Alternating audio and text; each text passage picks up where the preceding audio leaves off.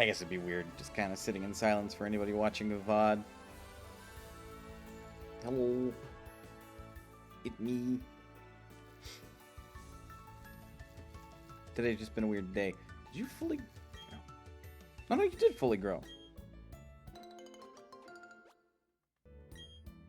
Good.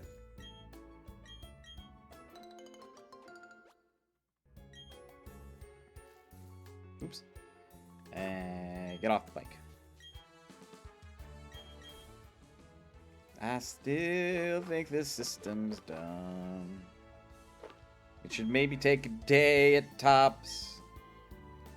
Do you think it should be like on a step cycle or something? That would actually make sense.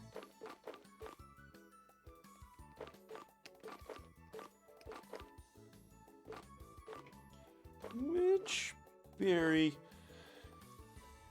Oh. Oh, hello, Jinder. How is you?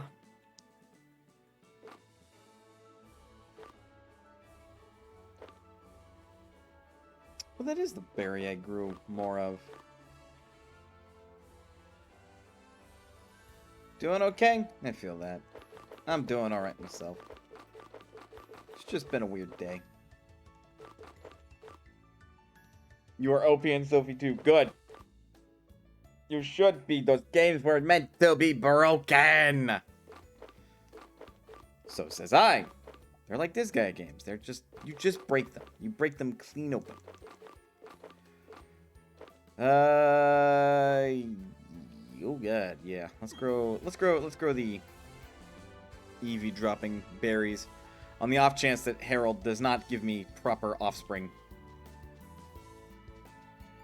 I think right now my best bet's just to hatch a bunch of Eevee eggs and hopefully I get one with, ooh, pardon-moi, with halfway decent stat IVs. Or I could go into the Grand Underground, look for bottle caps.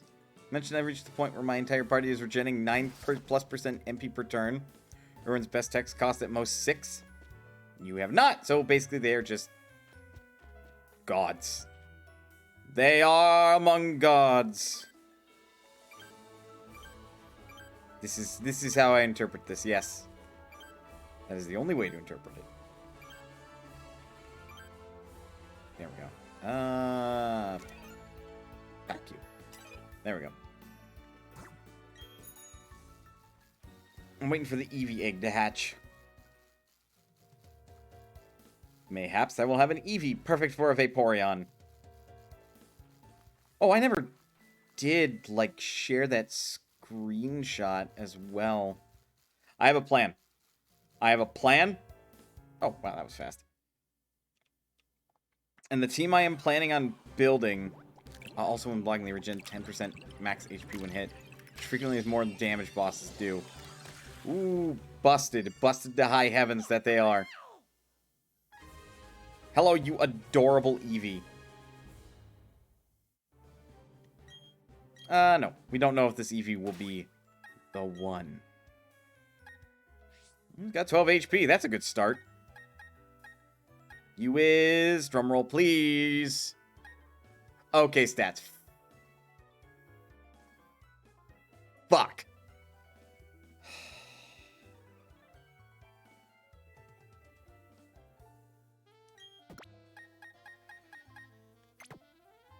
Whoops. Nope, we're not trading in Heralds. Somebody will give you a good home EV once the WTS gets opened up. No. No! You're worse than this one. Oh. That hurts. That hurts a lot. I think I can do most of my running it down. Running it down! Running around in the Grand Underground, that will still have the egg hatch. That should be the plan.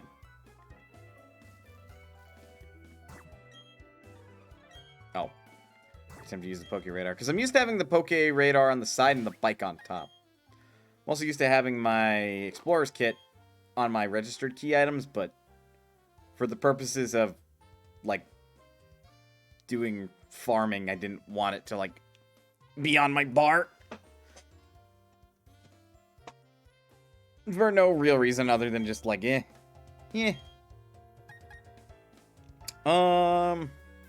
Let's be alone.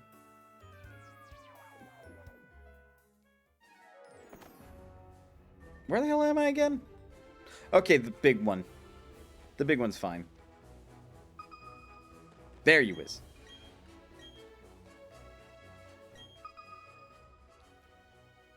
Hammers all the way. Oh yeah, I forget.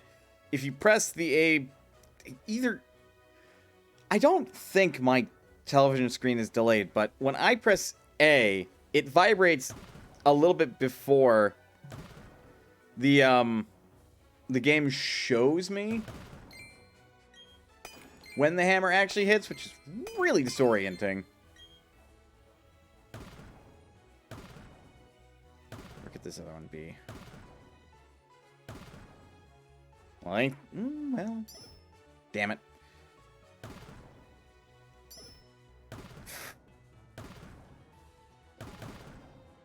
Whoop, whoop, there it is. Got it.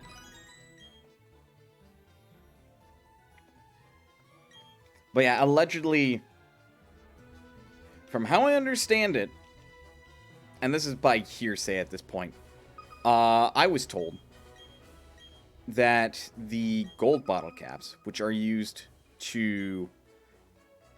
found it? No, I have not found any gold bottle caps, but they are found in the Grand Underground.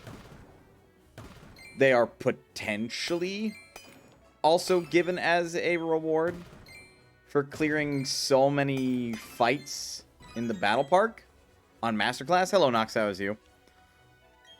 But I don't know if that's actually true. I haven't touched the battle park in a hot minute. I don't really intend to. Wasn't a boss fight in Elden Ring. How'd that go? Okay, tangent. Speaking of Souls-likes, I made a little bit more progress on my fist weapon only Dark Souls challenge run. Beat it? Nice. So the case this is +7 now. I actually got access to the depths, which means I beat the Capra Demon. Fuck that boss fight. It's goddamn dogs. Although I say that, it weirdly only took me like 3 tries. The second try and my summon was useless. Why do I feel like that happens a lot when it comes to... Was this an AI summon or was it like an actual partner? Wow, unlucky. AI? Yeah, I feel like that happens with AI.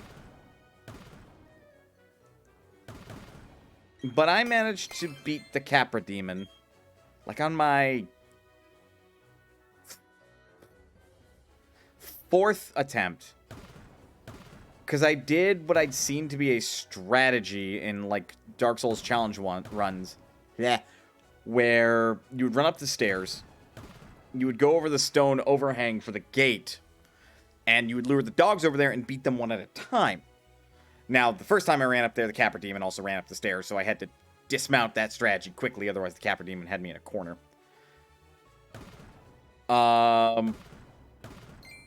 I will continue telling the story as Nox answers that question.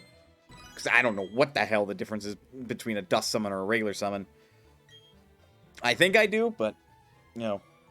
And then after I beat the dogs, the fight was fucking easy. Because, the Capra Demon, like, really telegraphs his moves. Like, I mean, really telegraphs his moves. To a point of, like, just as long as you don't miss time. Jesus Christ, my luck.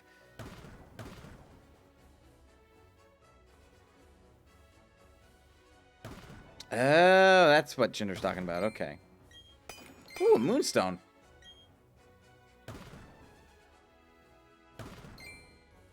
So then I take it that is a dust summon.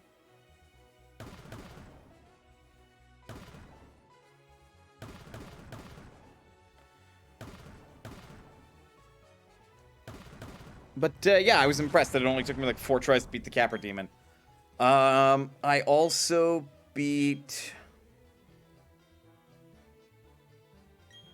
the Belfry Gargoyles, which I was actually surprised by. I didn't think I was ready to take down a bell, but apparently I was. And I think after I beat them, I beat Pinwheel. Which... I beat Pinwheel because I want the coveted Silver Serpent Ring. Problem. It's in the Tomb of Giants.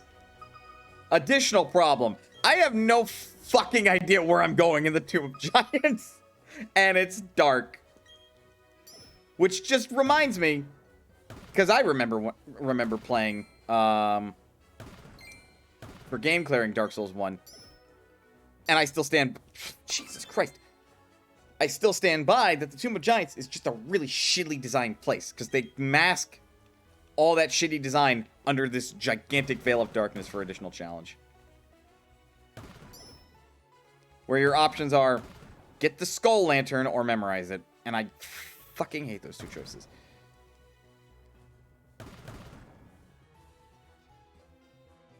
Did I do anything else? I beat Pinwheel. I beat the Gargoyles. I beat the Capra Demons.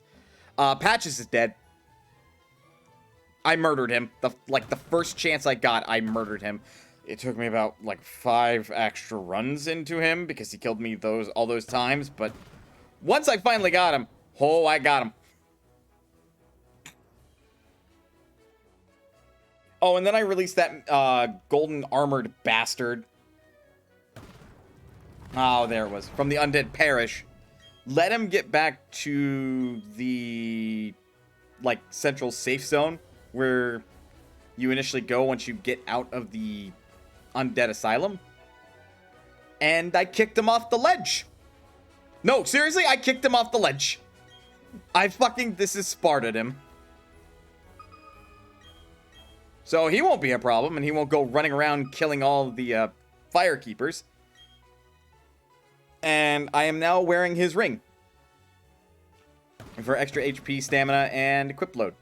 Not that I need the equip load, but, the HP and stamina is nice.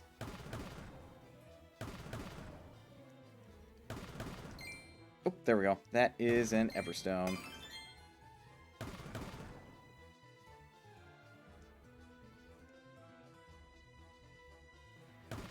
But right now in my challenge run, my options are kind of restricted. Because I can either keep going after the coveted Silver Serpent Ring, which is going to take a lot of trial and error. Unless I want to go back on my original character and retrace my steps to that spot with the lantern out so I have a rough idea of how to get to it. Because bear in mind, every time I make the run to that coveted Silver Serpent Ring, I'm not resting at any bonfires along the way. Because I want to be able to homeward bone back to the Firelink Shrine. So that way I'm not wasting, that way I don't have to navigate my way back. Which means anytime along the way there and I die, I go back to Firelink Shrine. Which means I have to make a long marathon all over again. But as you might imagine, this strategy is ideal because if I have to rest and then fight my way back, I'm going to be in a rougher time than I would be, grabbing it and then getting the fuck out, or on my way there, dying and just being sent back to base.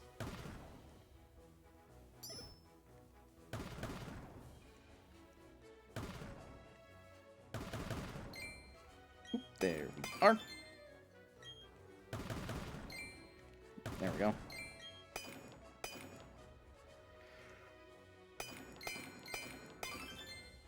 Shit, okay. Oh, fuck, I don't think I'm gonna get this out in time. Nope. Maybe if I pickaxed, I could have gotten it. Maybe. Probably would have taken just as many swings. That would have done enough durability damage.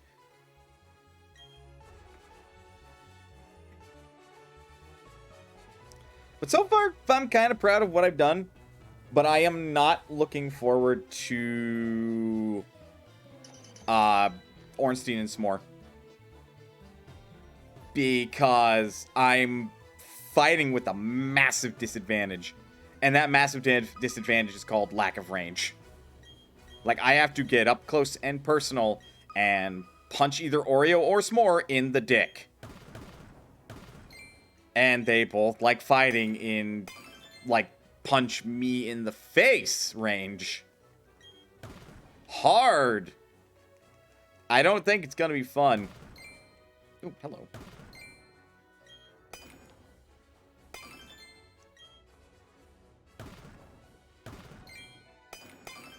There we are. Oh, fuck off. Oh, and, I don't know how crazy I am about the idea of, like, beating every boss. I think I'm going to do my best to. But if a boss just, like, stonewalls me hard and I get to the point where I'm like, fuck this, I'll skip them over. And I had to relook up how to do the item duping glitch, because I was considering doing that, and it turns out I need a boss soul. I haven't gotten a boss soul yet. Though the other item duping glitch is, last frame use an item, and that seems a little too hard for my blood. So, farming it is! Anyway, back to Pokemon, which I've been doing the entire time in the background. That is a Hardstone. May as well, I suppose. Oreo and S'more are the mostly to give you a fudge this. Probably. Or mostly there. Like, yeah, Oreo and S'more, to this day, are still, like, the pair of my least favorite Dark Souls bosses. Like, I genuinely think that if you took them one-on-one, they'd be fucking fine. They're fine boss fights on their own. Together, they are the most gigantic pain in the ass because they will not let you breathe. And because their attacks do not interfere with one another. Which does not feel great in a game design sense. And it's hard to trial and error it, because you're having to compensate for two sets of AI operating at the same time, working in tandem to hope that they beat your ass, right? Even if it was the upgraded forms one after another, it'd probably be a bit more fair. Yeah! Yeah, no, it would be way more fair! Ooh, hello. Hello. Hello, shiny box. Trying to do my old diamond and pearl trick where if there's a crack in this layer, you can sometimes see what's underneath it, which would give you a hint if there was something there or not. Like, it does work in this game, but it seems to be a lot less consistent.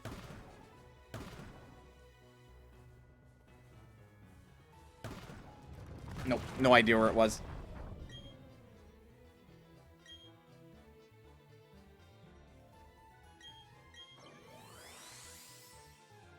And we got a Luminion Statue, shiny. Also, turns out, though, the statues are mostly here to, like, increase the odds of particular typing that you find in the Grand Underground. They don't actually increase your shiny odd chance. What does increase your shiny odd chance by a paltry 3 times from the base 1 over 4096 is finding 40 Digletts or, like, 13 1/3 Doug Trio, or any mixture of the two, and maxing out that shiny meter. It is also your ticket in finding a bunch of, you know. Also, apparently Arceus is going to be added to this soon, TM. Yep, and it's going to require that you've played Pokemon Legends Arceus.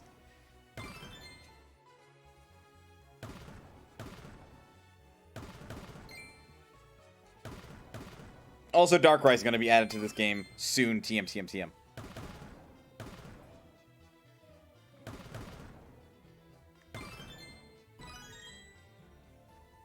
Like, I don't think I would mind this as much if I actually owned Pokemon Legends Arceus. I just mind it because I don't. That's about it. Oh, hello! That is Rotom Motor, which is electric grass type. Or electric... Rotom... I did say mower. I thought I said motor. You know what I meant. Which, real talk, I'm actually surprised, because I don't... For the life of me, I do not remember the other Rotom forms being in the original Diamond and Pearl. Maybe I was just a dumb kid and I didn't look around the Team Galactic hideout enough. But they're in the remix, so that's neat. You don't have to just have an electric ghost. You could have an electric water type if you want, which is some good typing on a not necessarily great statted, not legendary, but it's good typing. Plus, he still learns ghost type moves. Ooh, there we go. That is something we need. At least your Rotom doesn't eat your Pokedex right away. In fairness, I actually heard the writing of that Rotom was rather witty. Oh, fuck off. Oh, wow.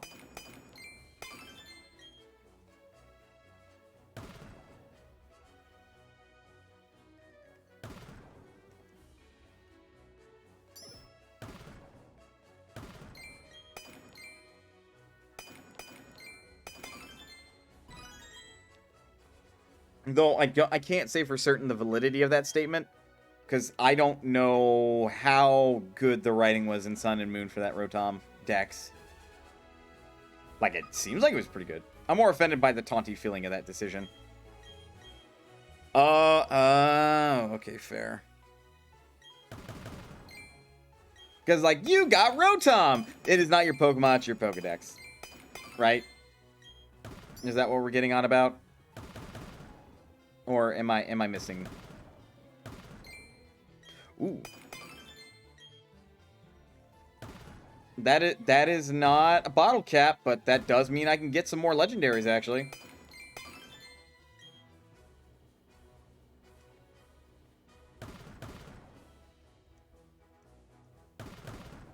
Damn. Yeah.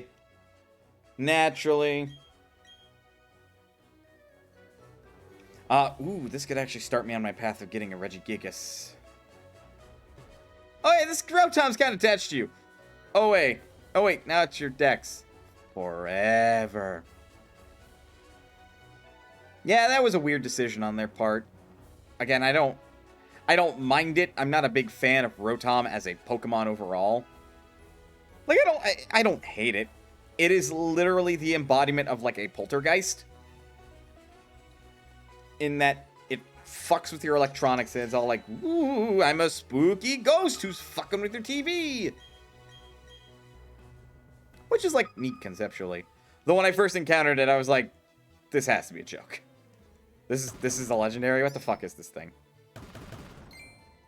Like, I distinctly remember finding it as a kid and I'm like, okay, I guess I'll catch it. Like, I was just as flabbergasted about this Pokemon as maybe the next person.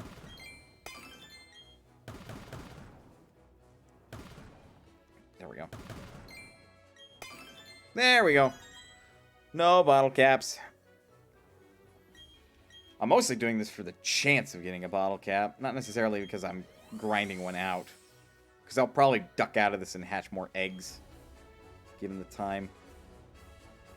God, it feels like I've been down here forever, and yet I've only maybe been down here for 20 minutes. That's scary to me. Today has felt like that a lot.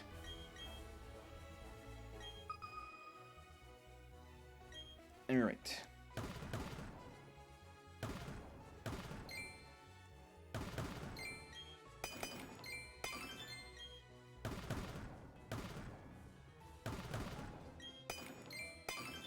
Ow. Damn it, game.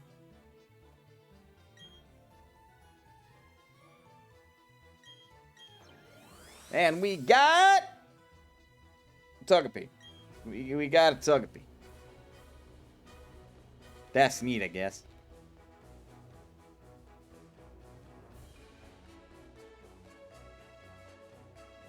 You know what would be neat? If you could ride your bike down in the Grand Underground. Actually, thinking about it, I don't know if my steps are actually being counted down here. because I don't think I can take my Poketch out.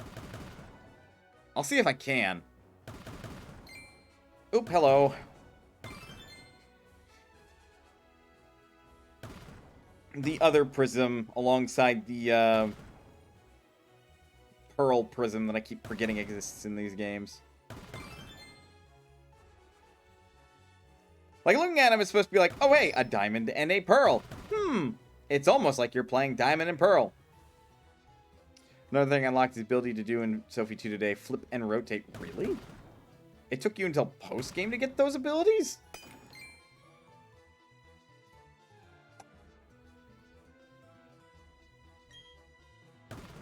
Damn it.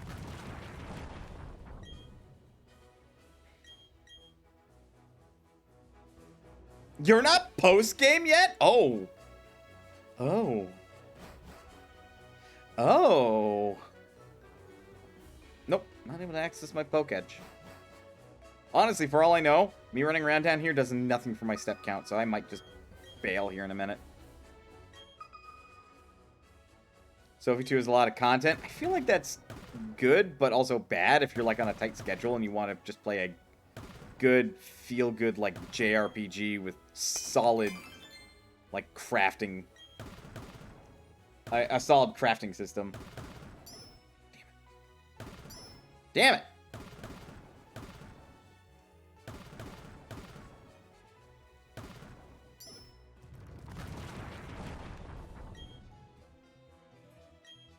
This upsets me. This upsets me a lot. A lot. I would like to be less upset, game, but you have yet to give me anything neater than a... What are they fucking called? Shiny shards? Something like that.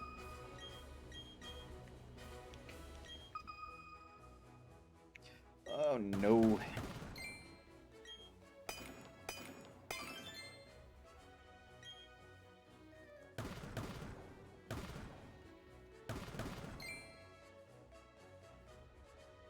What the... What the fuck is this thing?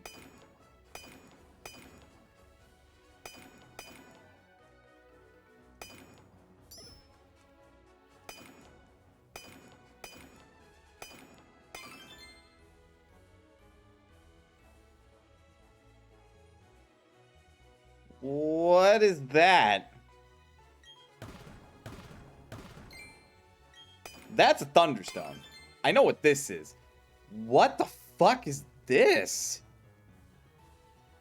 I've never seen that before. Ah, there goes the box. Red sphere. Oh, it's what? Okay.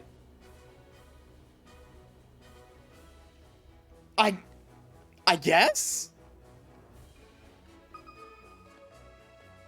I didn't know you could get that out of the Grand Underground. Okay.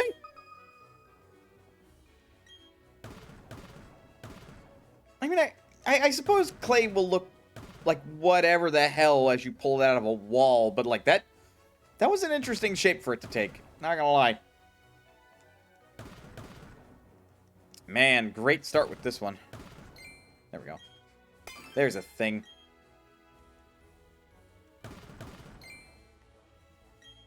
How are things? Things are okay, Justin. How is you?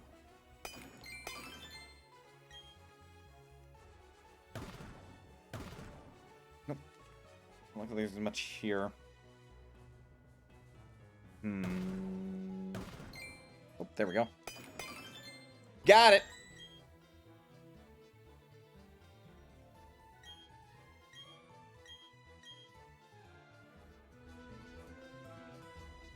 Surprised they didn't make like a sphere Pokemon.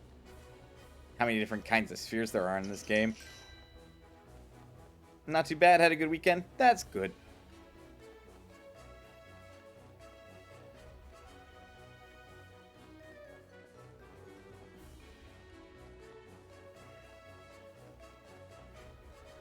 My weekend went alright. You mean Voltorb Electro? Look, you. You're not wrong.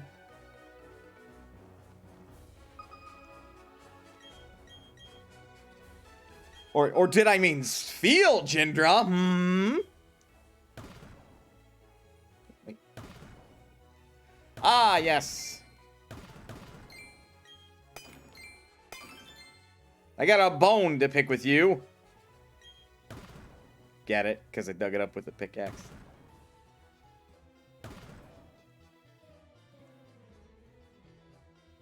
Just realized recently that Voltorbs were just Pokemon's version of Mimics.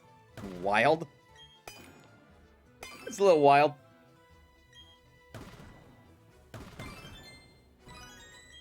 But then there are the goddamn mushroom Pokemon in Black and White.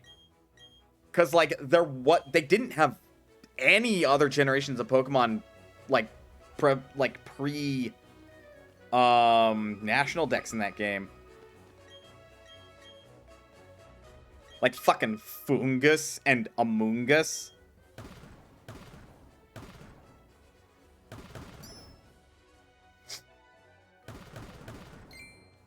Hello, that's a shard.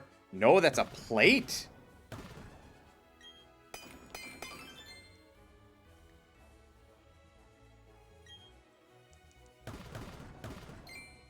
Oh, that's heart scale.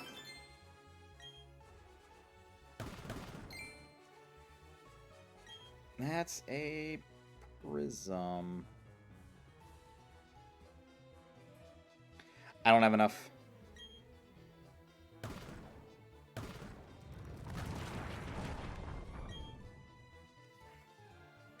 Does that play? Neat.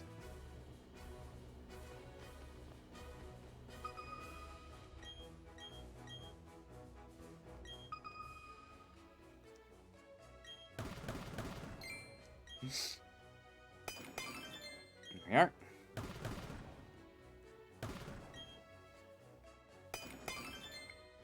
I was really turned off by Sword and Shield, but Legends Arceus hooked me and has me interested in the franchise again. It seems to be a very common experience. I get that. I get that feeling. I don't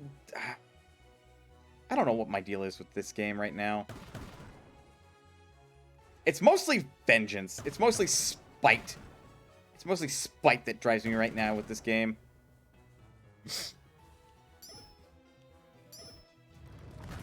Legends Arceus apparently has done a lot to invigorate the franchise.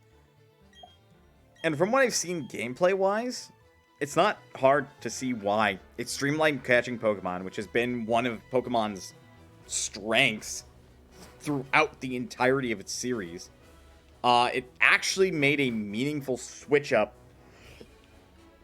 in how the battle system works with the strong and agile styles, giving you more strategy for your gameplay. Now, what's odd is Legends Arceus is a Pokemon game for people who like Pokemon, but don't like mainline Pokemon games. Which, I'm gonna be real, is most people. And if people say otherwise, they're lying.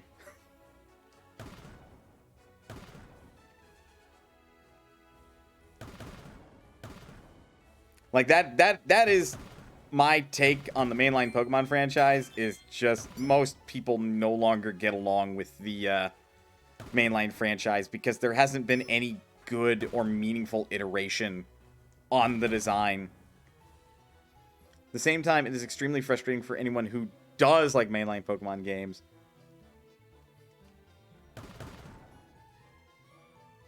Must because how broken the battle system changes are. And yeah, because you can't approach Pokemon Legends Arceus like a typical Pokemon game. So Yuzu and I have very different experiences with that game. I see. I think I would like Legends Arceus.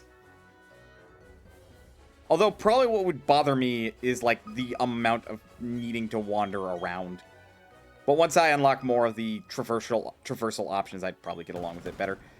As I said before, Before Arceus, the previous major adjustment was Gen 3. 5 generations of the same. What the hell is this? Oh, it's a Thunderstone.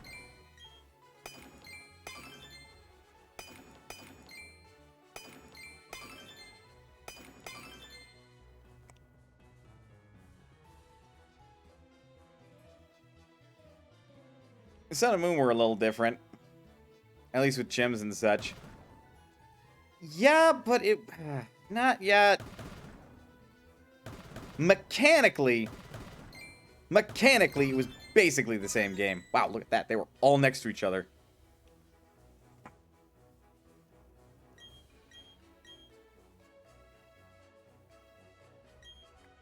To me, the good things that Sun and Moon had going for it is the genius design of Mimikyu, and then it's pseudo-legendary, because I love the appearance of that fucker. Like, I've looked at his Pokedex, and, like, I've looked at his, image a couple of times, I'm like, that is the dragon type I want. That thing looks cool. Yes, the Undergrunder. Hey, Swerve, how is you? Hey, Squirrel, how is you? Right now, we're in the deep underground, because I'm maybe hoping I'm going to get lucky and find a golden bottle cap. And the criminal team actually worked. That too! That too! Because they were just a bunch of hoodlums!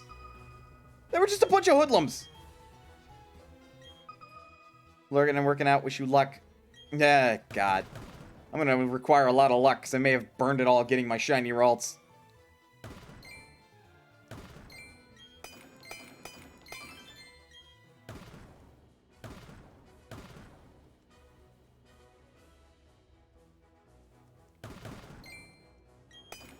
Oh, have you not met Boromir, Swerve? I will do a meet and greet with Boromir real quick.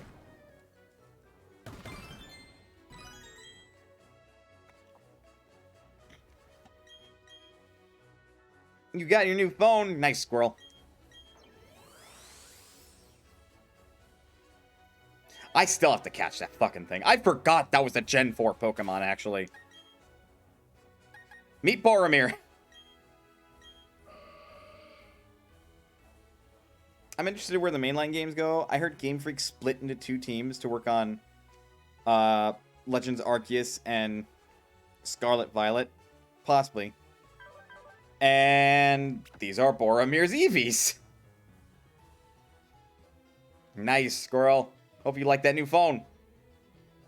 Like, unfortunately, Boromir didn't get the timid nature, which would be ideal, but I will take Hasty.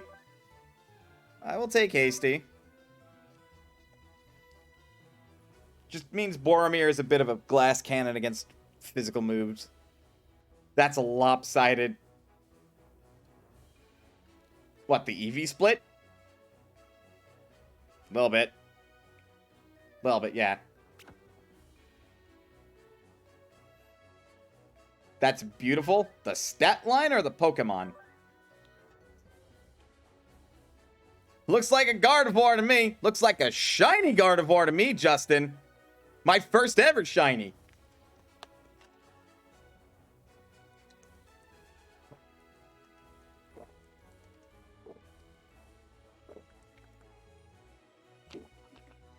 And Boromir is going to help me take down Cynthia on the rematch. The Pokemon? Yeah, Boromir is real fucking pretty. You want pasta? Well, I got plenty of pasta. Also, this is my Metagross. He's not amazing stat... Well, they're not amazing stat-wise, because they're a they. They don't have a gender. And here's his Eevee split. I wanted a bit of a tanky Pokemon, and this is going to be my Stealth Rock user. And I'm also giving him the utility of Reflect, because... If you're not going to be able to tell, my team's going to be a little weak against physical type attacks. You know, like Boromir.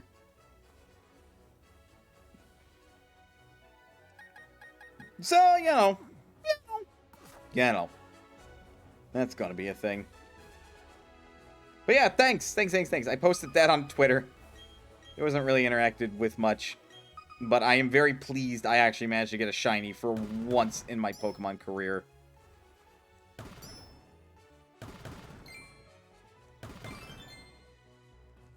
And Boromir has 3 best IVs, and they're all in the... 2 are in the special category, and 1 is in the speed category, so Boromir is a fast boy. Oh, okay, that's just a diamond. How long did Boromir take to get? Several hours. Several hours.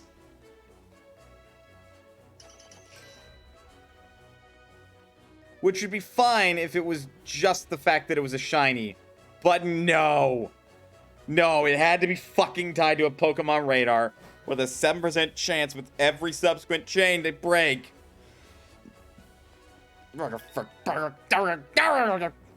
That's how I feel about this. A lot of this game systems. Just in general. Just grumpy mumbling.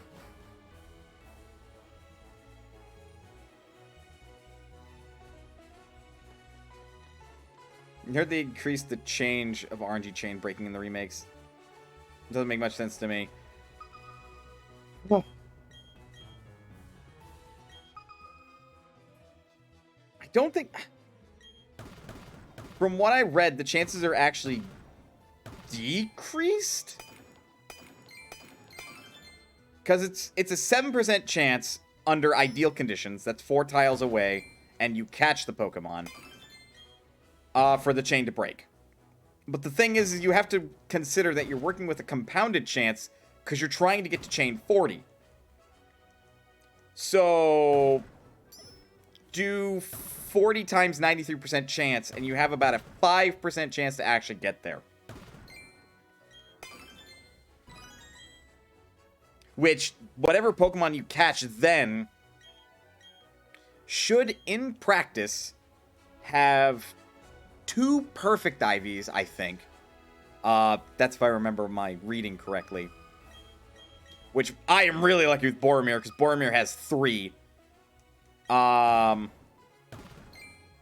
on the 40th chain, there is a 1 in 99 chance that one of the grass patches that'll rustle will have a shiny Pokemon in it.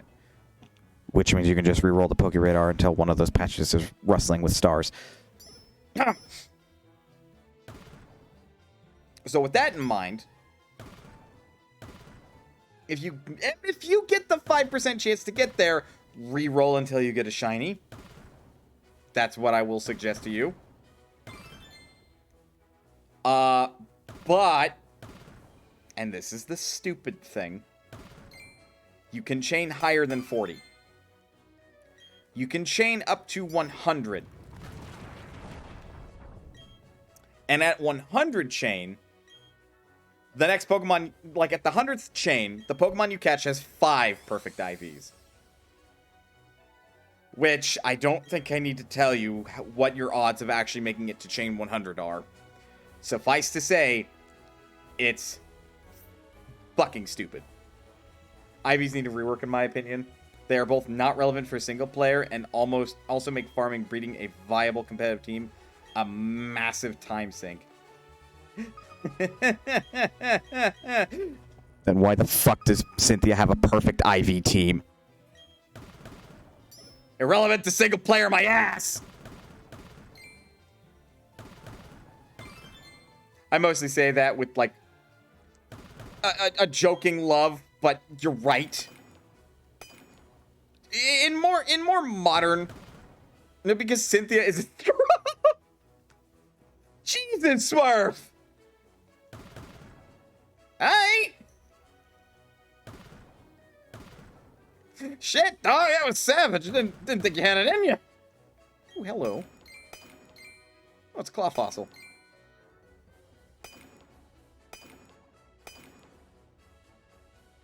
No, why are you booing me? I'm right.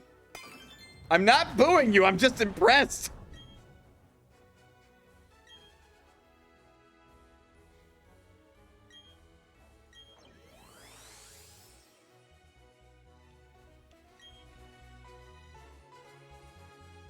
Better luck. But yeah, especially in like later iterations of Pokemon, IVs matter a lot less on your team in single player runs. Like, they don't matter for the casual player, for the most part. I mean, shit, you should have seen the team I won Pokemon X and Y with. Why am I doing that? It was not an amazing team. I had a Jolteon. Alright, a Jolteon on my team. Still glad I beat that game with one of my favorite evolutions of all time. But my Jolteon was not good. I didn't realize just how restrictive the learn set on that thing was at the time.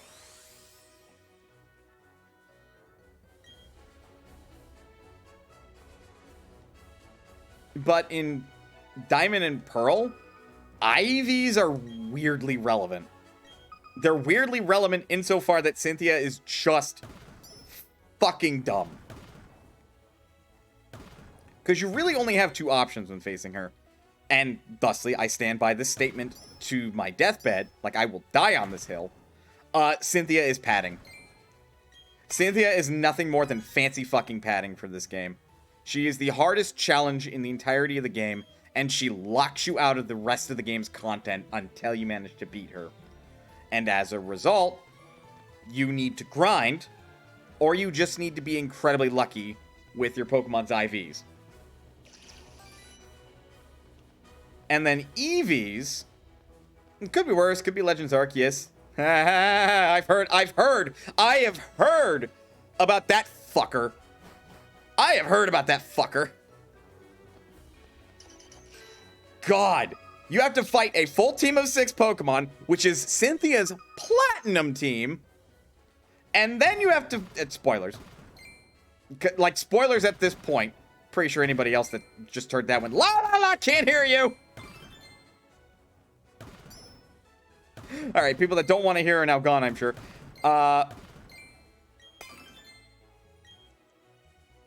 And then after that, motherfucker gets Giratina.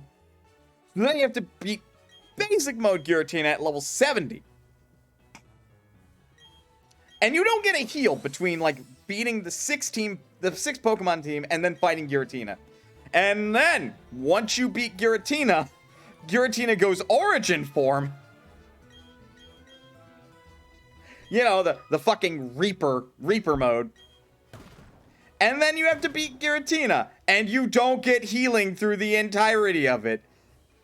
It is so fucking backwards and dumb.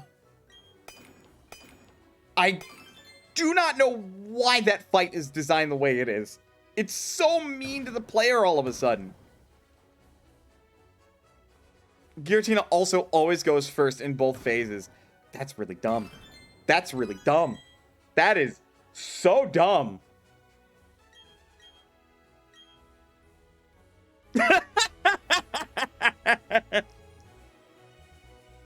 Thank you for clipping that, Swerve.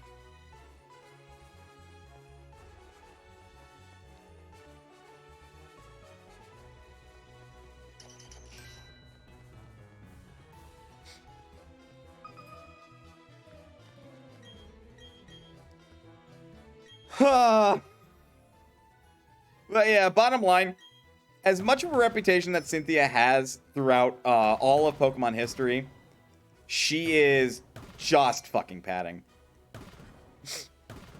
No ifs, ands, or buts about it. She's just unfun to fight, especially in Brilliant Diamond and Shining Pearl. Like, to me, the whole, oh, she's a legend, she's supposed to be hard, does not excuse the fact that now suddenly her entire team has items, and, as I say, they are pseudo-competitive. Like, it's actually dumb, and it makes IVs, again, weirdly relevant in this game. I always thought of her as a less engaging Steven. I have a friend who basically says the same thing.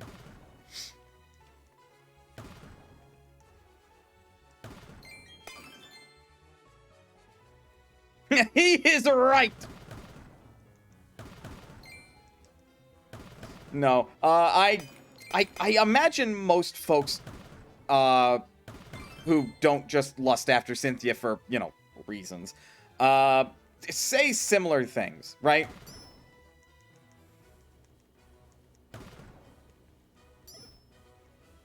Cynthia isn't bad, she just doesn't live up to her hype, pretty much.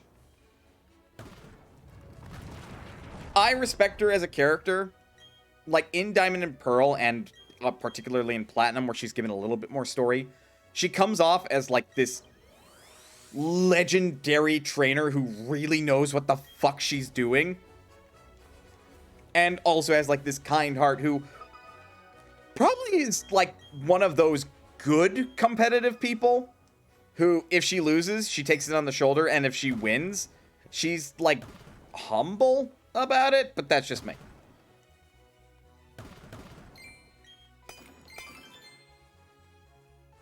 I really want YouTube to stop recommending Cynthia cute moment videos. Wait a minute. Wait a fucking minute. What? That's a thing?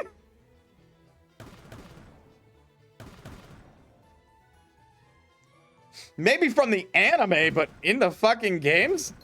I don't remember a single time she was quote unquote cute in Diamond or Pearl or Platinum. Other than her sprite work. From the thumbnail seems to be the anime. Ah, I see. Oh, I already spoke to you.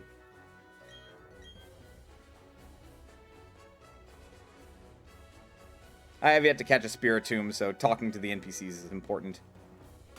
Though at this juncture... Spent nearly an hour down here. Time to hatch some good boys and girls.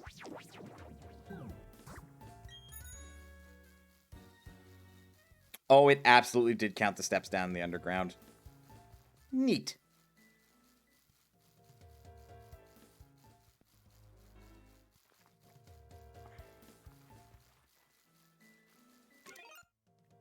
Although, my, like... I should clear Legends Arceus. I think I'm 5 Pokemon away from a full dex.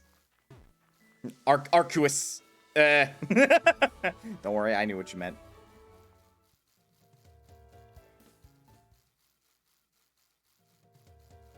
I think that is the one thing that would maybe prevent me from fully clearing the game, is having to catch every single Pokemon.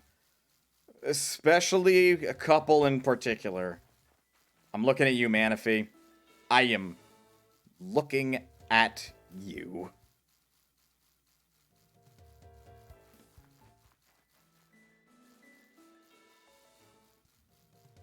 I want to finish the deck in that game too, to be honest. I usually don't bother, but Pla is a different beast. Manaphy doesn't need to clear the decks. Really? It's just an optional Pokemon? No. Well, okay.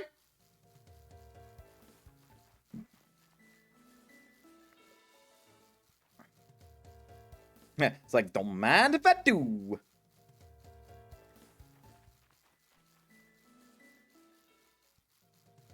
Wait, how close are you to hatching? Anyway. Oh, very soon. Very soon we're about to have a good boy or girl. 2 steps! Darkrai, Shaman, Manaphy, Fiona are considered bonus Pokemon. Come after Arceus in the dex. Ah. I see. Yes! Best Pokemon, better mascot than Pikachu. Fuck you, fight me. E-play!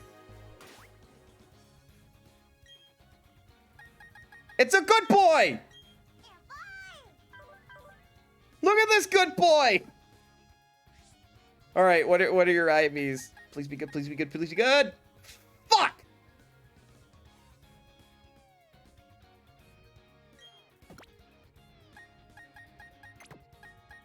Also, you got adaptability?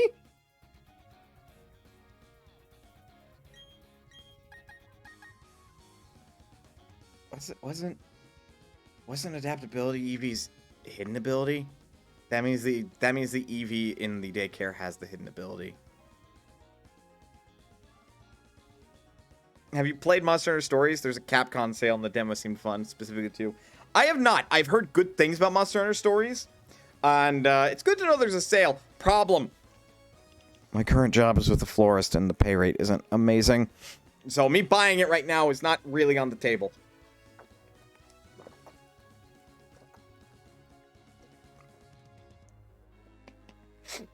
Though I appreciate the heads up. Shit, okay. I have to Google this real quick.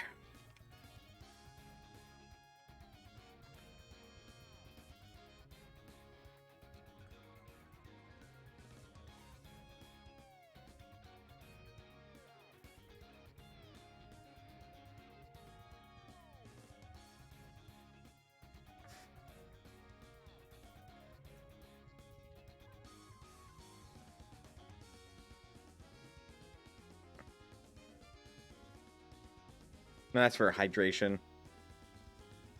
Okay. I don't need hydration. I want water absorb. Hydration is good, but not amazing. Got a gift card sitting in my eShop account for a while. Been saving it for a rainy day. Fair enough.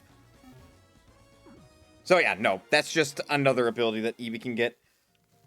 Egg me, old man.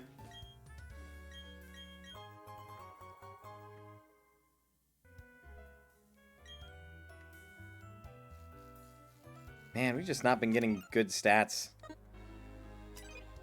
Hydrate! Is it because I said hydration? Thank you, Justin, for redeeming Hydrate. I appreciate it.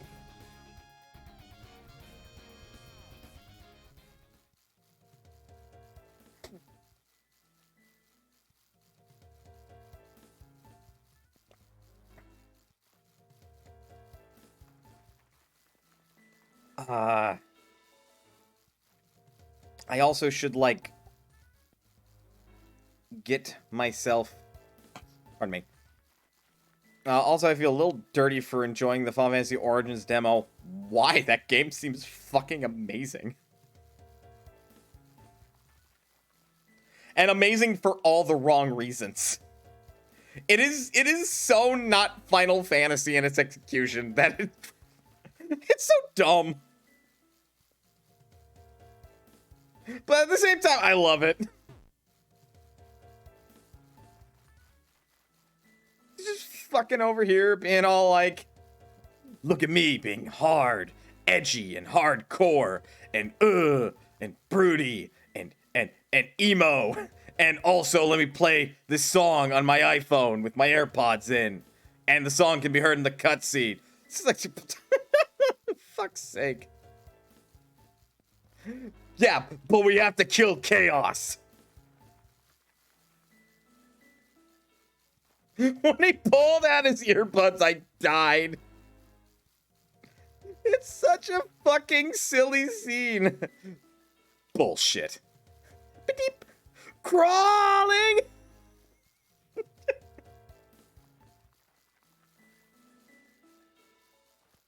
Fucking Jack. At least I think that's his name. Doesn't fucking matter. His name's Jack now. He has the least Final Fantasy name I have ever heard. And Cloud exists.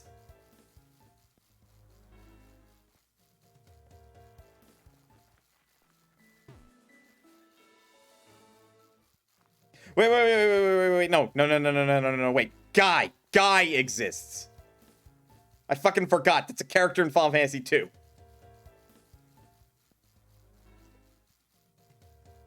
I feel like it's a game you don't play on hard, though.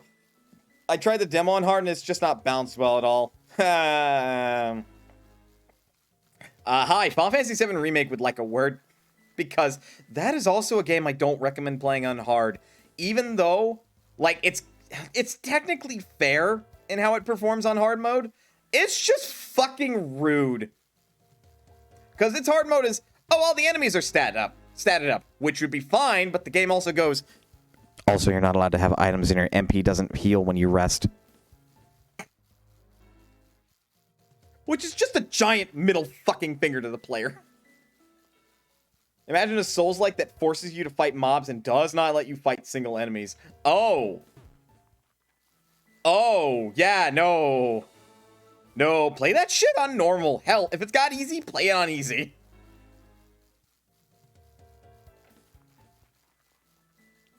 I still cannot get over the fact that Final Fantasy VII Remake, its hard mode is just so unnecessary with the difficulty modifiers. Like, I feel like statted up enemies would have been enough. Enemies that punish you for not making smart plays would have been enough. You only get 6 Estus uses too. I play that game on normal. Do not play it on hard. Though it seems fun, though. Final Fantasy Origins seems fun.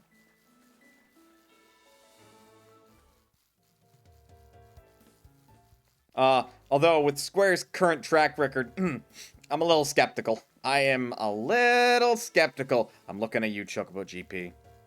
I am looking squarely at you.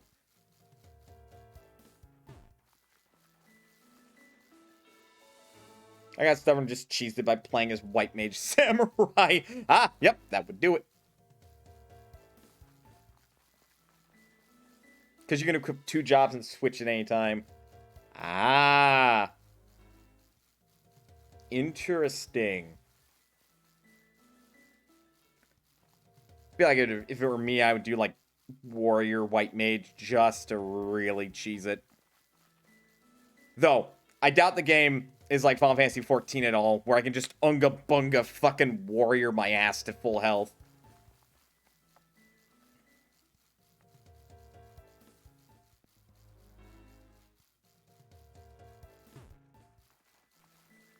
Like, fuck's sakes, warrior's so easy in Final Fantasy XIV.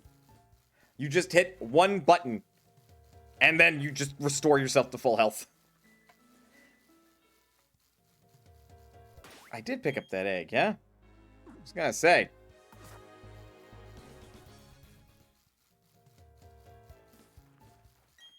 There it goes. I'm like, you are taking a long time to hatch.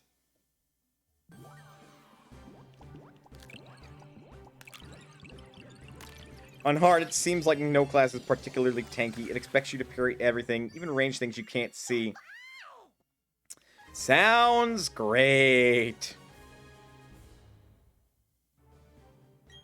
I believe you can see partly why I'm a little skeptical about Square as of recent days. Alright. Alright. It's a good girl. It's a good girl with fantastic HP IVs.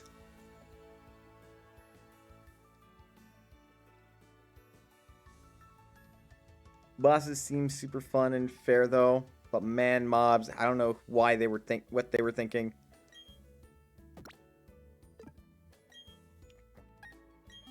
I don't know what that ability does. That's not great. But this Eevee got the fantastic HP IV that I was hoping it would get.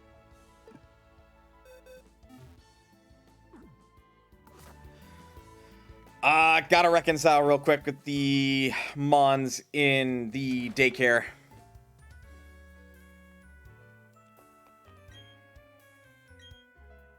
God damn it! Right.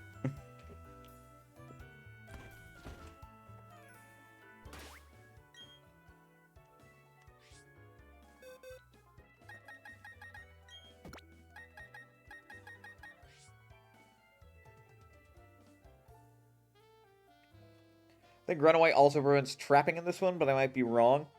It does. We're not necessarily super focused on Eevee's ability. We're more focused on what it will get me when I evolve an Eevee into Vaporeon. Because, I'm gonna make myself an HP support tank. Pretty much. Here. Let me just pull up my loaded, or my saved team. Because I'm going to teach Vaporeon, because this Eevee, number 1, should know Wish. And there it is. This Eevee knows Wish, because I'm going to have a Vaporeon with Wish, Protect, Scald, provided I have an extra one, and Ice Beam. If I don't have Scald, because there's only 2 in the entire game, and why did they make TM's break again? Anyway. If I can't get Scald on it, I'm going to teach him Surf. No Umbreon? Sorry, Justin. But I like having my core fire, water, grass trinity on my teams.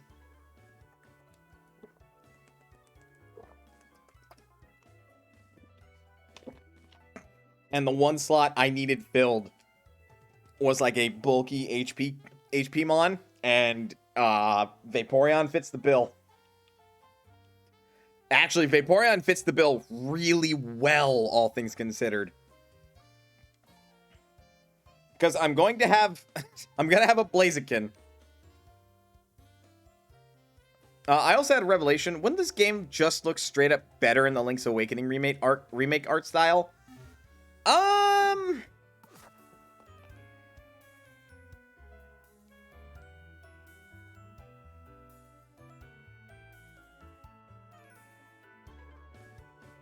I don't know. I've honestly grown fond of this kind of chibi style.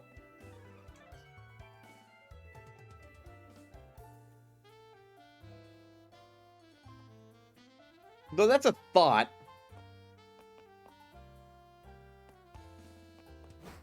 Link's Awakening is still chibi. I'm mostly thinking of, like, the eye shapes on the characters. Or rather, the lack of colored eyes.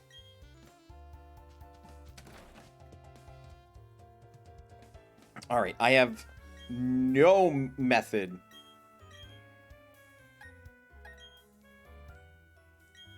Eevee! I'm gonna have so many Eevees by the end of this. Alright. Let's look at some things. Right. You had very good. What did you end up taking from whatever parents?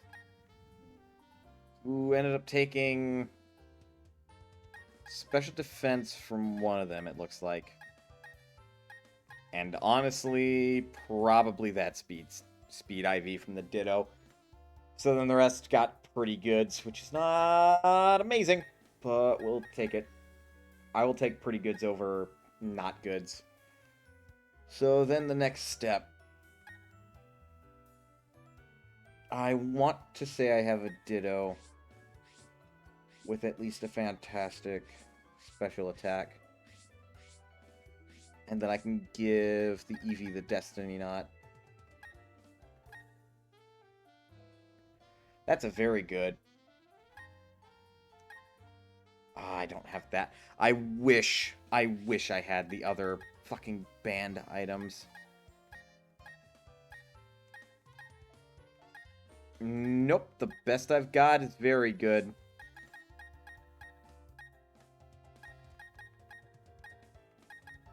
Shit. Okay, bearing that in mind.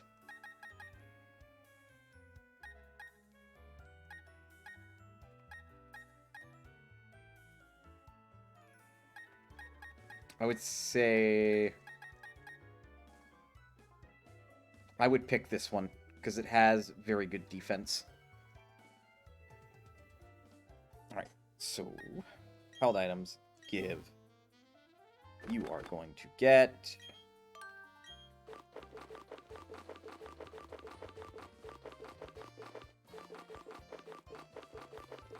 Where is it? Where is it? Oh, there's my Zap Plate. Where is it? Where is it? Where is it? You are going to get the Power Lens. Oh god, no. Actually want to move you. I'm gonna swap you with that other Ditto.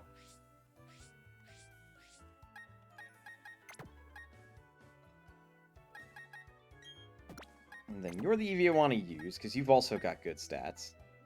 So, now we're guaranteed to take the very good special attack. You... I'm going to give the Destiny Knot. Not ideal IVs by any stretch of the imagination, but this will mean that the child will take 5 IVs from the parents instead of just 3. And this guarantees the special attack, so the other 4 will be chosen at random between the 2 parents, and then just 1 stat will be randomized. So the hope is, we take the fantastic HP, we take the very good defense, and the, I don't know, maybe the pretty good speed, since the special defense is not amazeballs. And then we pray. We pray for good RNG.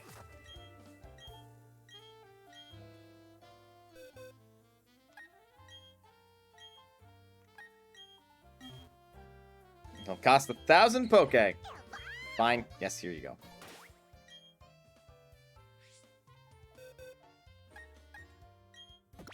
Alright. Good job, Eevee. Good job. Now you may join everybody else in the giveaway when the Wonder Trade Station opens up box. I am going to give away a lot of Torchics.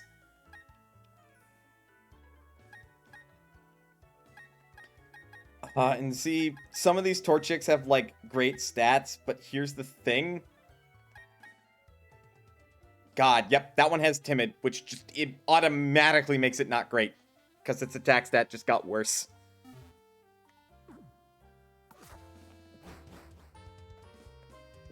Like, when this team is designed specifically to take down Cynthia, I want it to really take down Cynthia. Because this will be round 2 against her, which means she's going to level up. I think round 3 is against her Platinum team, and round 4 is the highest level she will be with her Platinum team. So it'll be a nightmare if I go beyond round 2.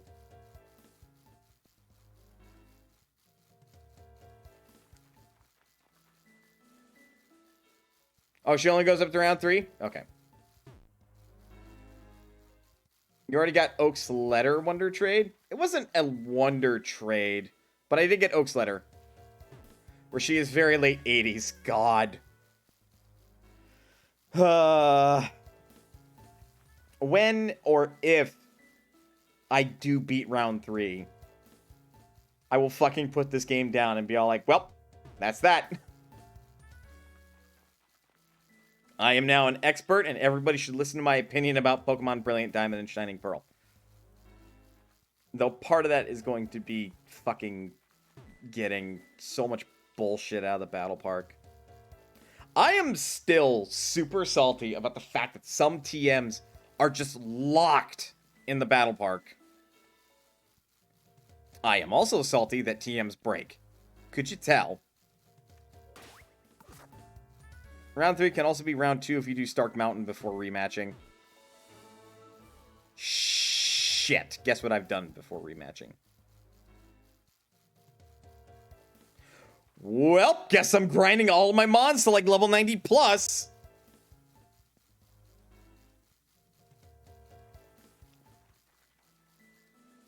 Time for me to hop out. Have a good night. Have a good night, Swerve. Thank you for joining me for stream. Or joining us, rather.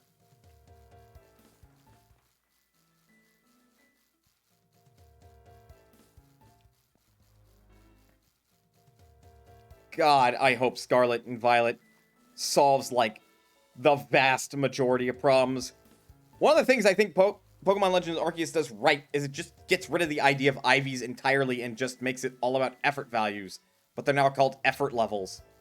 And they only go up to, like, 9 or something. Like, it's fucking amazing.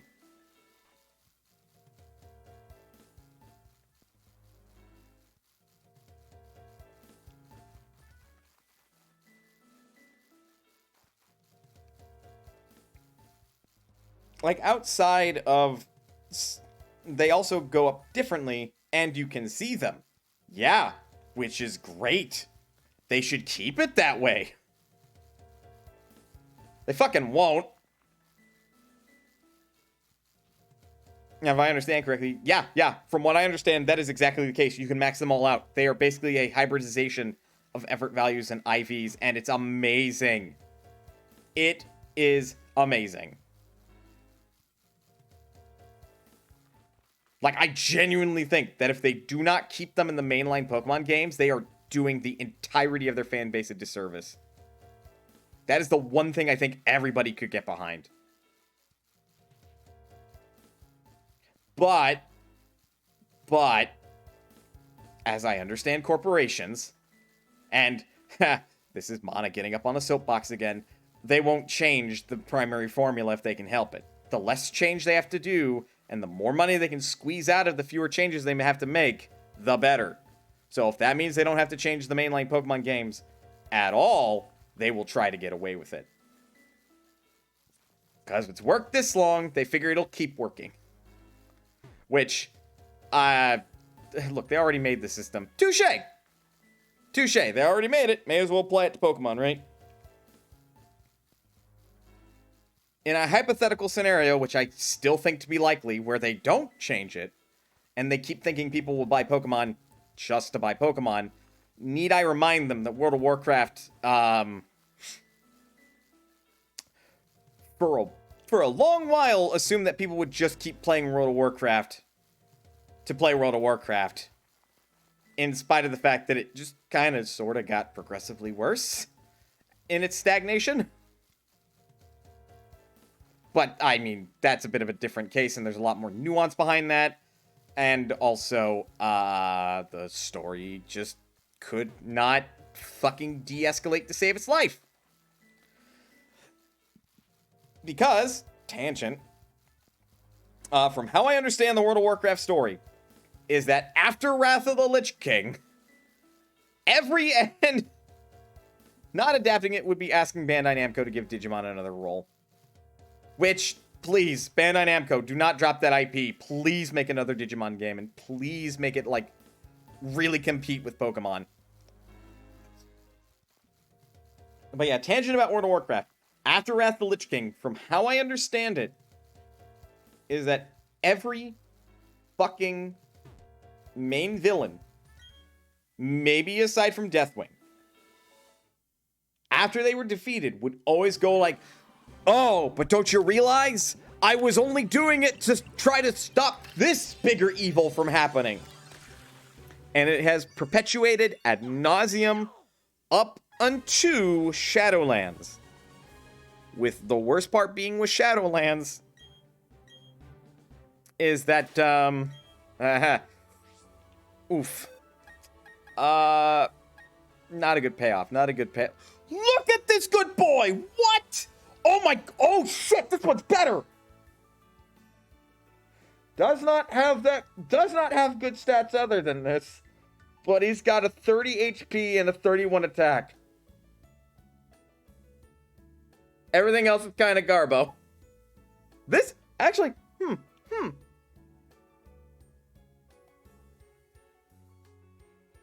This one wouldn't make a good Vaporeon, but it could make a good different evolution.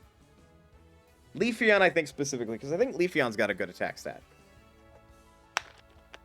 Granted, you want to do something about, like, the decents, and the fact that it only has okay spread, meaning it's not good IVs overall.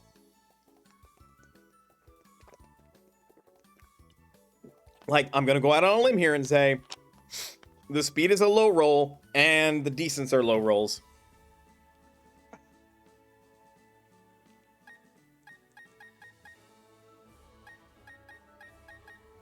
But that's pretty fucking good.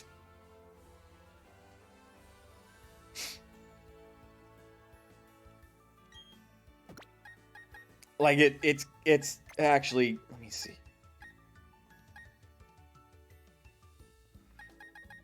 Ooh.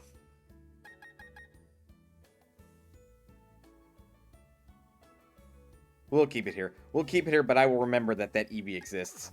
I am actually impressed. It got the Fantastic from the Ditto, and then ended up rolling a 31 for the attack.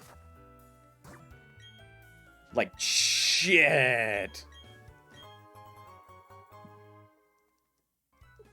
Alright, let's see what sort of monstrosity of a Eevee I managed to breed here. 4,000 steps, here we go!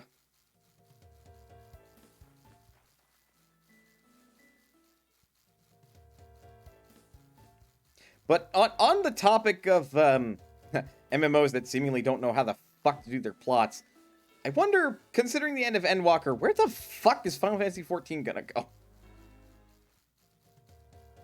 Because the game is de-escalating the scale of its story. So I hope it does it in a good and smart way, because I kind of don't want it to be that you, the protagonist, are all like, well, now I'm dealing with all these lesser threats when I've slain goddamn gods. Like, this shouldn't be a problem, and yet it somehow is. Why? So, I do wonder how they're going to manage to accomplish this. Granted, your character technically didn't slay anything by themselves. They did it with a bunch of other people. Power of friendship and unison and groups and etc., etc. But I am curious to see where Final Fantasy XIV goes with its story. Going back to World of Warcraft talk, I don't think Garrosh was trying to protect everyone in Mists of Pandaria. I don't distinctly remember him being like the big bad in Mists of Pandaria, though you do have a point if he was. Look, just have a season of random normal bad guys popping up, thinking you retired or some such. Actually, that would check.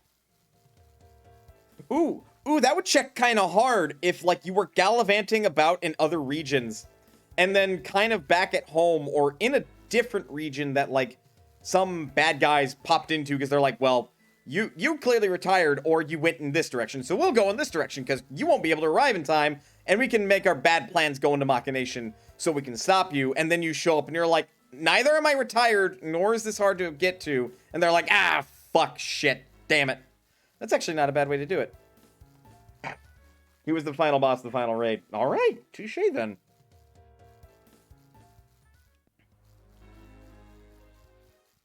So I guess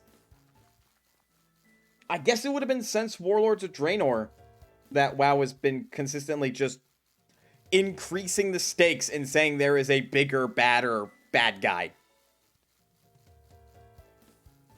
With the jailer kind of being the straw that broke the camel's back for a lot of people in the story. Because this is like the fifth big bad who, after being defeated, was all like, oh no, I was doing it to prevent this. I was being bad to be a good guy. It's like, all right. Draenor, I have no idea. I just know the player went to another world. That was a parallel universe that was set back some number of years before the events of World of Warcraft happened. Which basically means it took place during the events of Warcraft.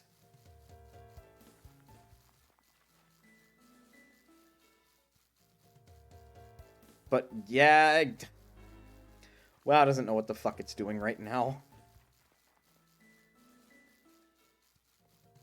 I wouldn't doubt that. I mean, that's how I understand the story of Warlords of Draenor, is that it took place in the past, in an alternate timeline, on Draenor, which is what Outlands used to be, and Garrosh was exiled to that world, and he started creating the Iron Horde. Legion was all about killing the demons.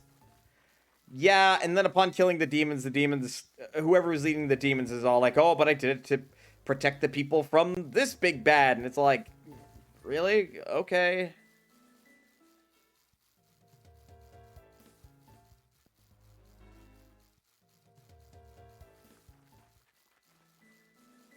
Because what was the order? The order was like...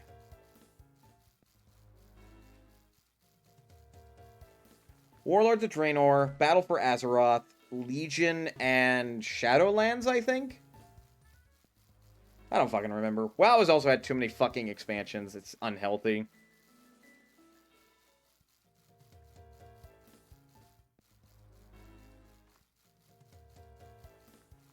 I know the Burning Crusade was going on to purge the world and prevent something else from straight up destroying it.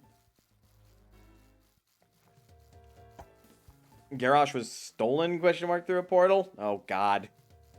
Is the plot that inconsistent? I thought it was that part of his punishment for doing the shit that he did in Mists of Pandaria, he was exiled, and part of that exile was putting him into a portal where nobody's really quite sure where it went, but they knew it was not a good time.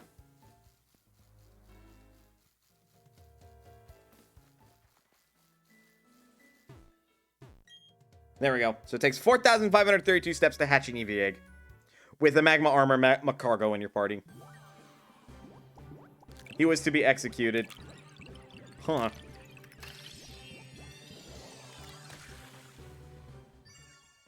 You know, if that was the case, they should have just let Vol'jin fucking kill him on the spot.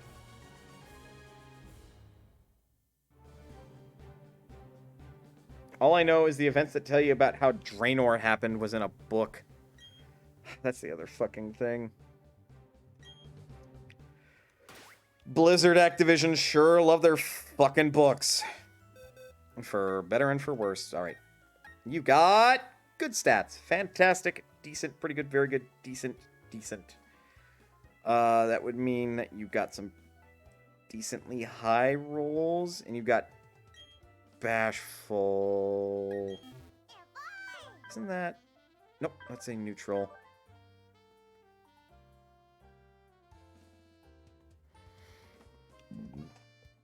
Now, also, despite all these threats that have almost forced the Horde and Alliance to work together, it hasn't resulted in the end of their war. Yeah, and from what I understand, players are not only getting very tired of that fact, but they also... It's also just fucking nonsensical at this point.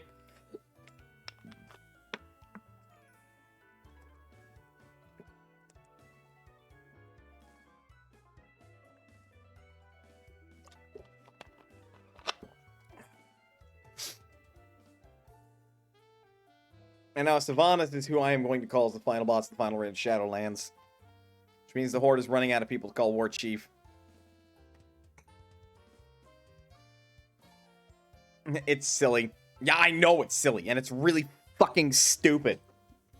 And didn't Sylvanas have her whole thing where it was like, oh no, I was being manipulated. Fuck you, jailer. Oh god, you returned me to life. I'm dying. Oh, I'm back to undeath, and I'm fine, I guess. Also, Arthas died, and I'm the only one here, in spite of Luther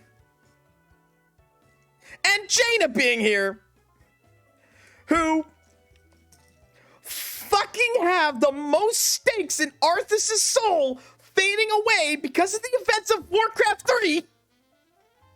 Have nothing to say. I am actually legitimately mad about that. Wow, I am legitimately mad about that. Sylvanas, who Arthas fucking killed, has the most to say in that moment? Fuck off, writers. God! Bear in mind, I was yelling the entire time with, like, this fucking, like, wicked smile on my face. Just fuck me. It's so stupid. Ugh.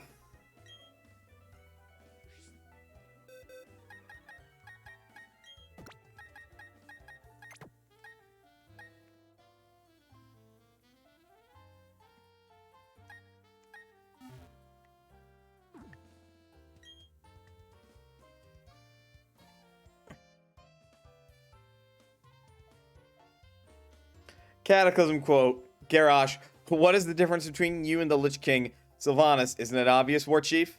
I serve the Horde. Yeah, that means fuck all from the leader of the Forsaken, who joined the Horde as an alliance of convenience. If I remember my lore correctly, they did not join the Horde because, oh, well, we want to serve these people because we think that they're the good guys. No, it was an alliance of convenience, and, like, everybody in the Horde was side-eyeing the Forsaken the entire fucking time. Everybody was like, I don't know about this. I really, really do not know about this. This does not seem like a good decision.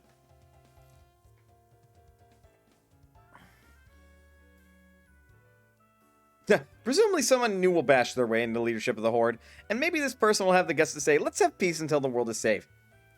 Prediction? Thrall will be War Chief again. I'm gonna let that sink in. And my reason? They have run out of important characters on the Horde. Anybody else that's important, I have no fucking idea who they are. And they don't have nearly as much staying power. Like, I don't think Bane Bloodhoof has, like... Oh, no. Well... I don't think Bane Bloodhoof would lead the Horde. I don't think Bane would lead the Horde. Granted, I don't know much about Bane. And I genuinely don't think that the Blood Elves would lead the Horde. I honestly think, A, most players would have a fucking fit that the pretty boy now leads the Horde. And B, that just doesn't make sense for yet another alliance of convenience, in all honesty. Because the Blood Elves joined the Horde because the alliance wouldn't fucking take them in. Or, no, it wasn't because of that. It's because of grudges against the Alliance, because the humans didn't come to their fucking aid due to the events of Warcraft 3, The Frozen Throne.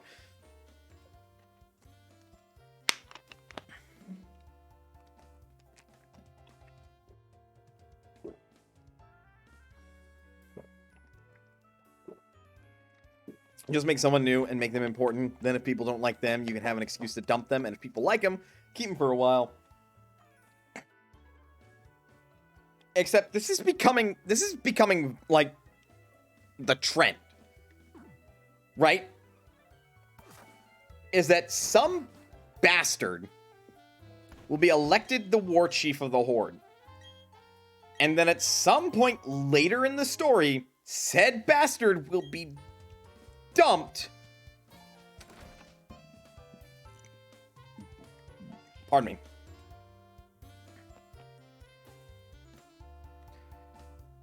Yeah, some bastard will be dumped either through dying or turning evil. Sometimes both. Looking at you, Garage.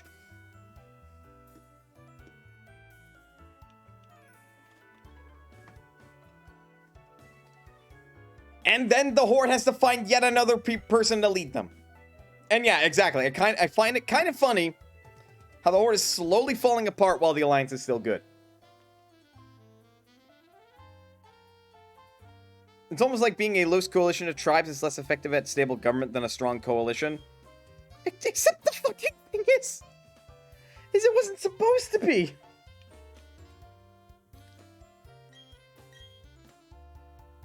It wasn't supposed to be like that. Not from how I understood the story.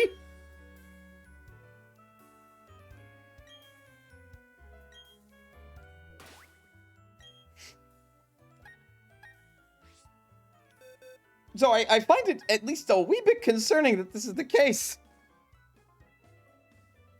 And then again, I'm operating on Warcraft 2 lore.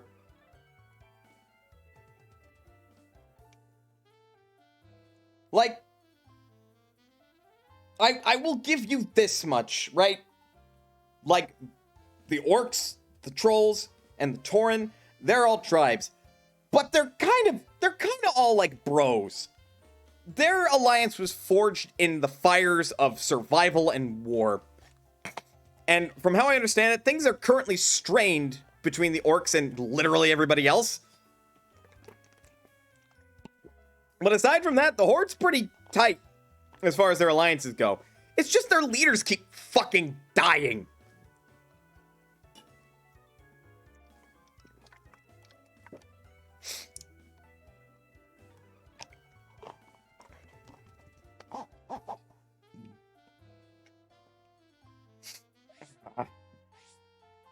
Fantastic. Pretty good. Decent, pretty good.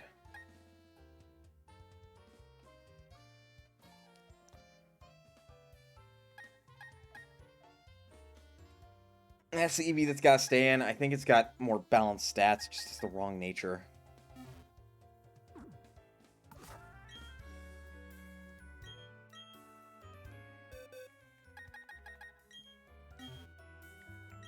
I played WoW for a good amount of years. What's funny is everyone thought Sylvanas would be a really good leader for the Horde as well. I thought Vol'jin would have been a fantastic leader for the Horde. And then Blizzard fucking squandered that opportunity, and I was honestly pissed.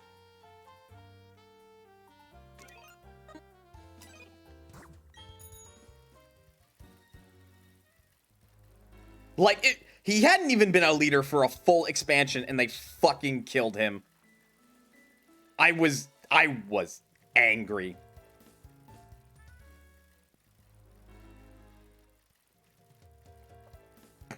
Because that motherfucker had history, right?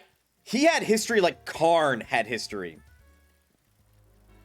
Like, Karn's death mattered, and it was a, like, leading factor in why I hated Garrosh. Because Garrosh killed Karn with poison in a duel. Motherfucker did not deserve to be leader of the Horde, and I still stand by that. Like, Thrall, I don't know what the fuck he was smoking when he decided that Garrosh would make a good fit to lead the Horde. Because he was wrong. And then Vol'jin, when Vol'jin was picked by, like, everybody else in the Horde, like, yeah, you should lead the Horde.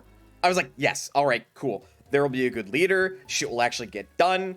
The Horde will now go to, and he's dead. Great!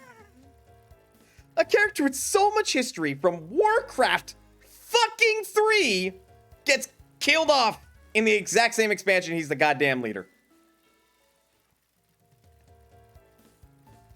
Or maybe not the exact same expansion, but, like, nonetheless, he was not leader for long. And then they're all like, well, I guess that means Sylvanas is the leader. And it's like, you're shitty writing. I swear to fuck. Like, there was nothing. There was nothing for emotional payoff, you bastards. You murdered my man. For what? For what, I ask?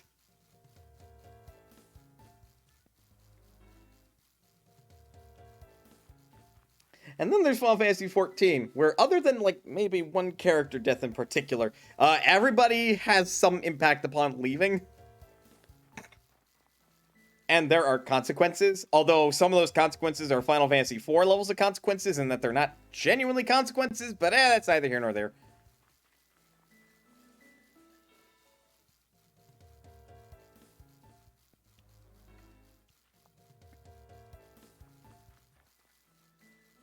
Anyway, let me tell you about the award-winning, critically acclaimed Final Fantasy MMORPG Final Fantasy XIV, which is free until level 60, all the way through the Heavensward expansion.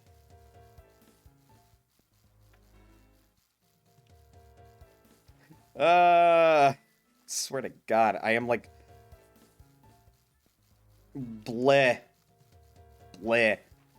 just, I've been bonked. Jenna's like, no, stop, no more.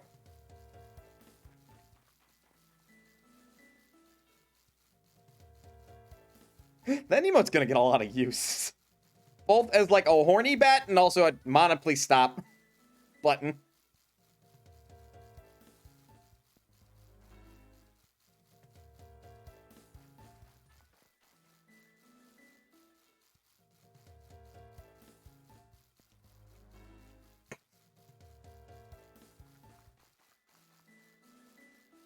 But also thinking about it, I wonder what Microsoft will do with WoW. That's assuming that they can legally keep a hold of Activision Blizzard, considering that their acquisition of the company has caused folks in the government to be all like, we should maybe re-examine some things.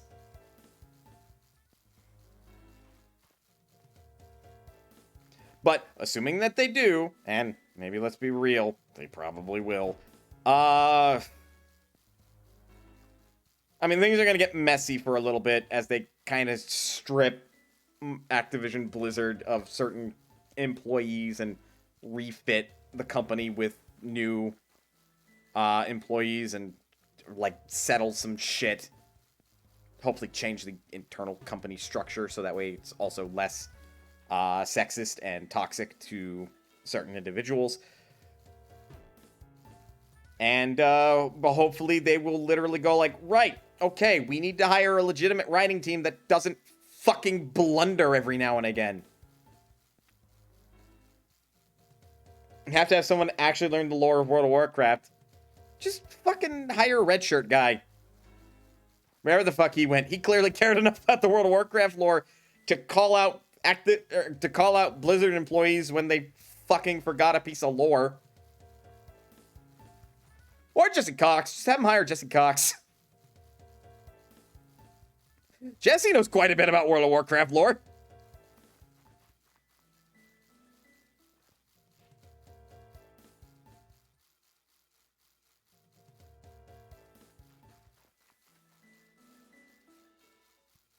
Like, there exist people out there who have examined the texts of all of World of Warcraft lore and know pretty much everything there is to know and could probably write a halfway decent story, or worst case scenario, could be advisors. I think Jesse would demand so many structural changes, though. Good! It fucking needs it, then! Real talk! I would trust Jesse Cox's, like, opinions on how the structure would need to be changed about World of Warcraft. Because the story cannot perpetually be about war at this point. Because the stakes have gotten so fucking high that the fact that the Alliance and Horde are still fighting each other is just fucking stupid, for example. Alright, Evie, did you roll high? Yes! That speed is something to be desired, but that is good. That is fantastic. Love to see it. It's a comedy sideshow. It's not even funny. But fair.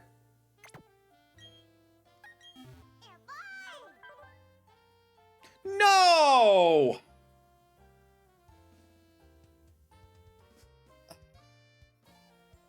It's meta funny. Fair.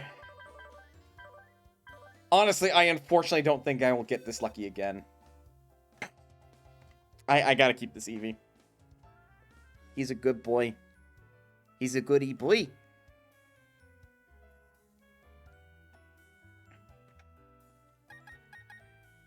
He's got great stats. We will accept a great stats Eevee, even if that nature is something to be desired. Because he's such a good boy! Honestly, all of my Eevees are good boys and girls. Oh, shit. Good boys and girl.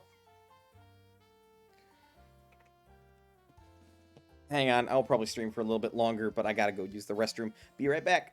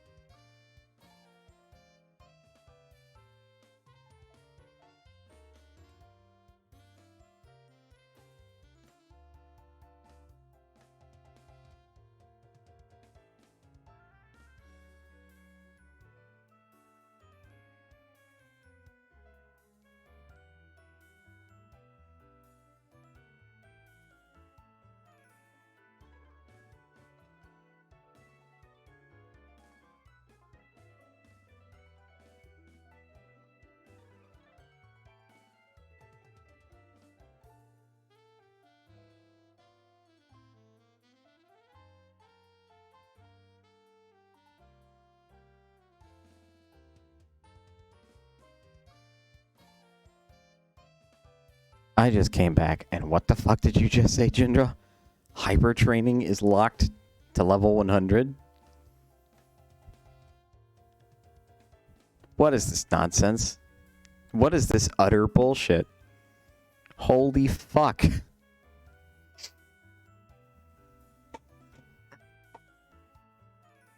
Ugh. Just when I thought this game actually had something that was good for the player, it immediately turns around and says, nope. Fucking hate this game. Why do I play it? Because I love Pokemon. I wish this game was better. Alright. Next step. I have to double check Smogon, because that's where many of these builds come from. Also, funnily enough, I am using a lot of NU Pokemon. I think the only, well, fucking Garchomps and Ubers, but that's besides the point. I believe... Which one was I looking at? Was I looking at Sun and Moon or Sword and Shield for Vaporeon?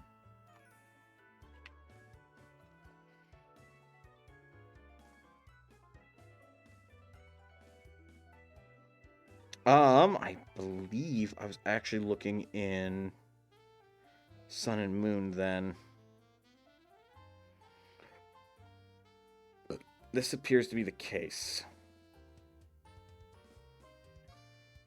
Flip Turn would be cute, but I don't think you can learn Flip Turn in... Real quick, Pokemon database.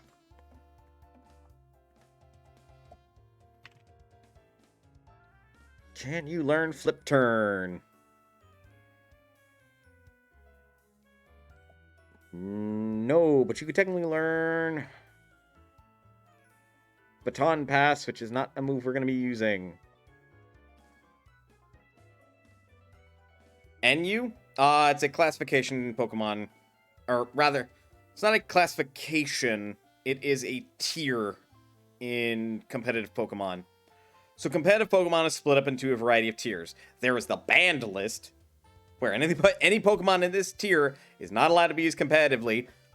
Mega Rayquaza. Then there's Ubers, which is like all of the stupid good Pokemon belong here. Then there's OU for overused. Then there's like... Okay. Oh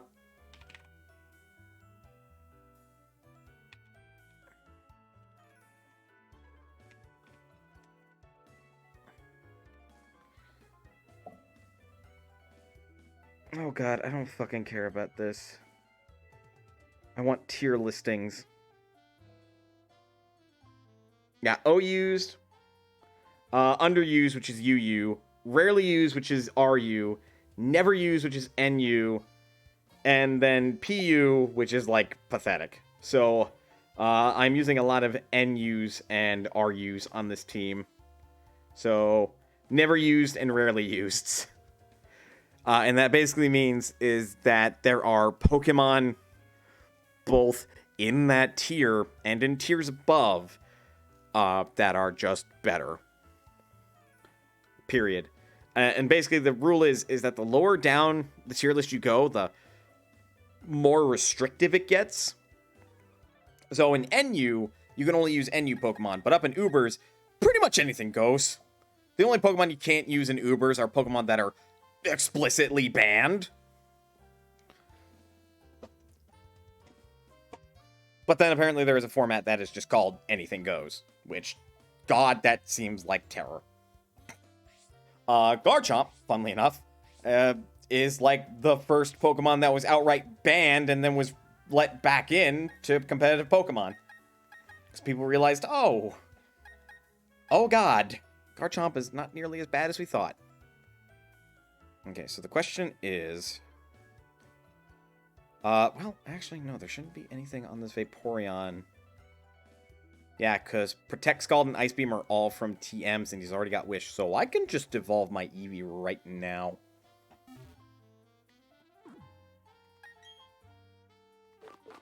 Which, I definitely have a Water Stone. Nope. Right, because the triggers are also use items.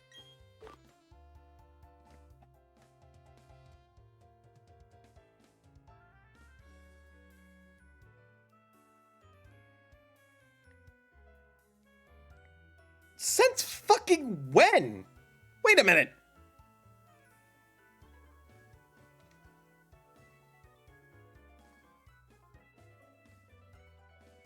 Have you ever seen a Dynamaxed Mega Rayquaza? It's something that can happen on Pokemon Showdown. Oh, Jesus Christ, no. And yes, I know, but like, that is not how you get Leafeon. Not from how I understand it.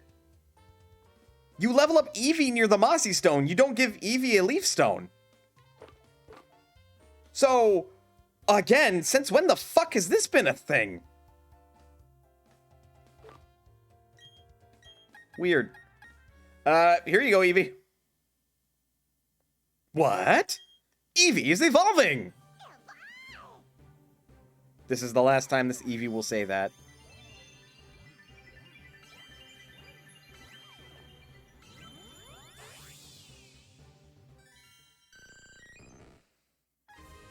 Fear me, for it is Vaporeon!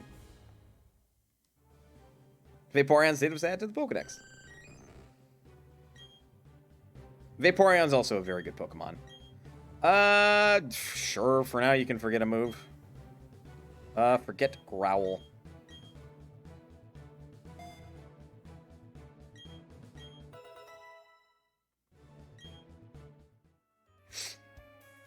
Okay, next step. Sense Sword and Shield. That's so fucking weird. Because actually, in the Pokemon database, which is like a Wikipedia for Pokemon, it still says that you evolve Eevee by level up near a mossy rock. It has not been updated that you can now evolve Eevee into Leafeon with a Leaf Stone. So then the next question is, Glaceon is still evolved by leveling up near an icy rock.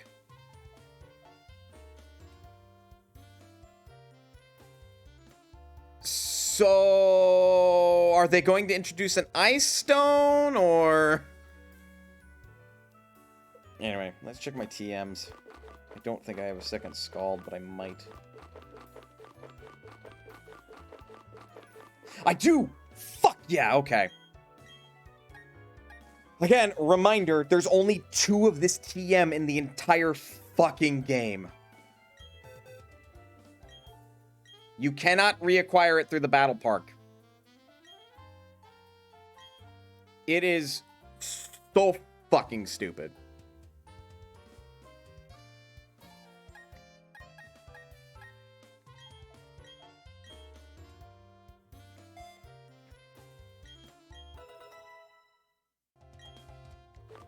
Alright, something I gotta check, because I've actually changed what Boromir is going to know. Yeah, I'm going to replace Calm Mind with Will-O-Wisp. They already have. In Sword Shield and Legends Arceus, Glaceon is evolved from Eevee by use of an ice... Alright. I didn't realize that was a fucking thing, but okay. Cool. Alright. That's funny.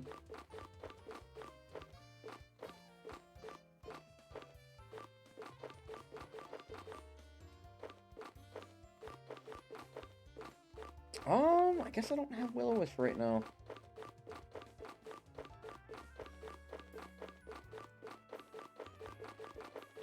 Oh wait, did I see Protect? No, alright. We gotta do some things anyway, so... to Veilstone! I've gotta pump this Vaporeon up on drugs and give it a good HP defense special defense spread. Which I'm probably going to max out HP and defense, especially since defense is its lesser stat. And then I will invest a tiny amount on special defense. So this is going to require 26 HP up. I don't think I have 20 or 560,000. I do.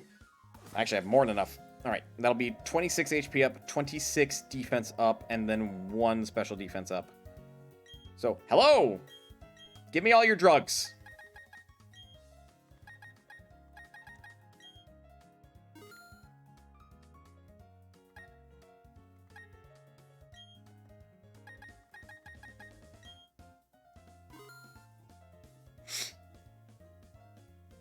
Wait. Fuck! God damn it! I bought the wrong thing. Ah! Shit.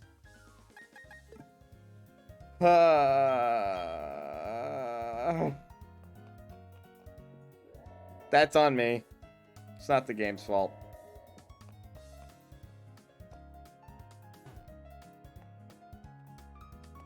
I can still recoup some of my losses by selling them back, but that's fucking unfortunate.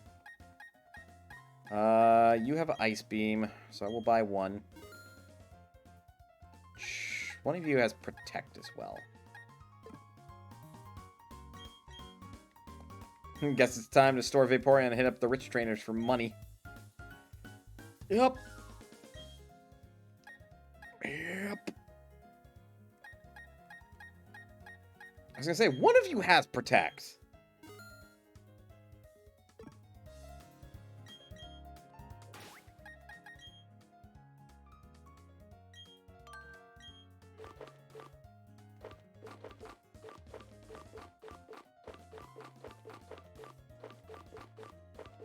Alright, there's Protect. This is basically to make Vaporeon really annoying. In that I could set up Wish, which Vaporeon would take a hit from, and then just use Protect to stall. And then Ice Beam, because... Well, you fucking tell me, genius. Ice Beam's pretty good.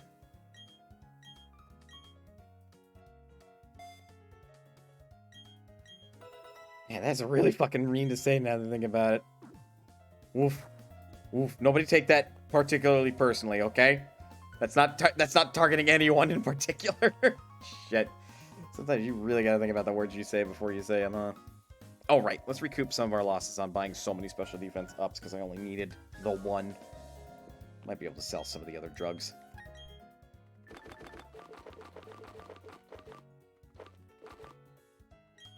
Okay, special defense.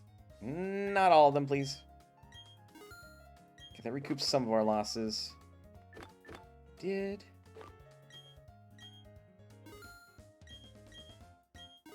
Let's see how much I can get back for all this.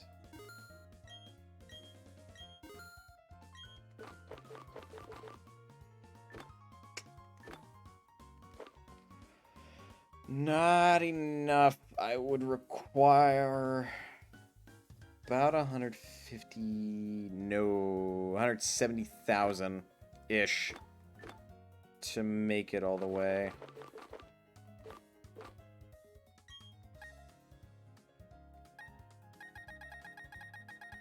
Which I could get to by selling all my repeat balls.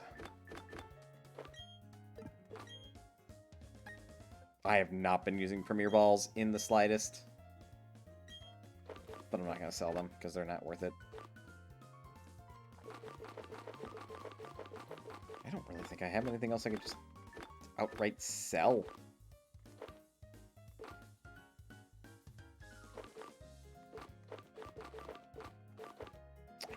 I guess I've got a bunch of extra stones, but I wouldn't get that much money out of it. For shame. For shame, I made a mistake, and now I have to grind my happy little ass to fix it. Here you go, Vaporeon. Ooh, right. We have to use that special defense last, because otherwise we're going to fuck with the spread.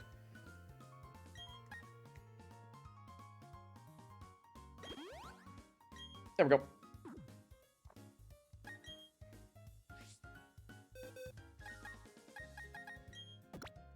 Alright, so I'm going to require names for my Metagross and that Vaporeon.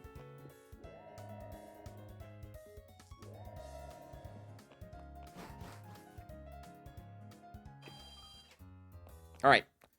Time to go hit up some rich adults and mug them for their money.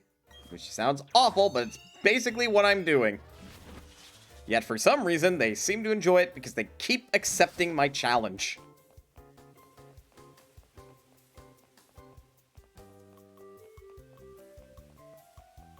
Or I could refight the gym leaders, but in all honesty, I would sooner fight them again to get Vaporeon a shitload of EXP. Alright, so I gotta remember, right now, that Vaporeon's got 90 effort value in defense.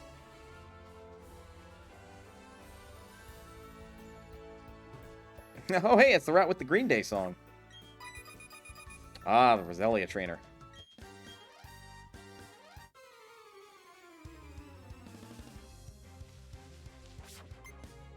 Madame Morena. Hello, Madame. But so far, this means I've got 3 of the 6 Pokemon assembled for this team. Which, if I grew enough berries for it, I could technically just repurpose Harold, since he's almost level 100. But I feel like that's just cheating. The part of me does want to repurpose Harold because he just ultimately has the better stats.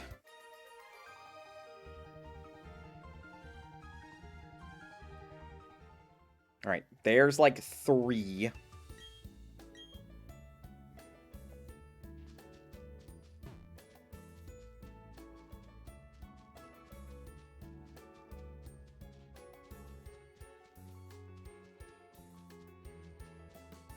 Just run in circles. I would use a bike, but I'm lazy.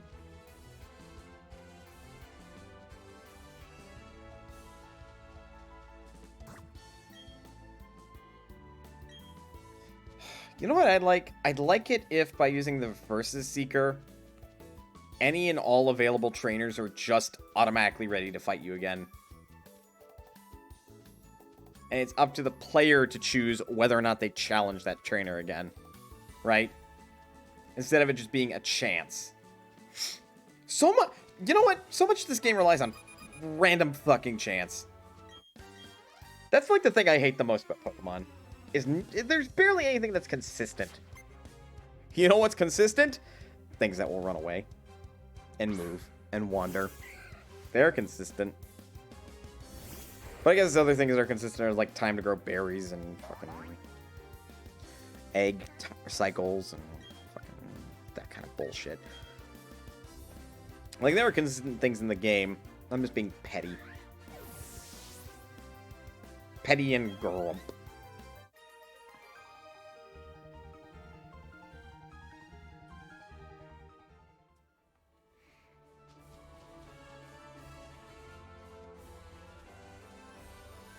But that's Pokemon for you.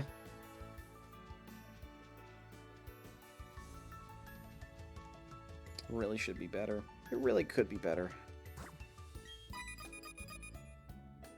God, I'm just gonna fight you like 12 times, aren't I?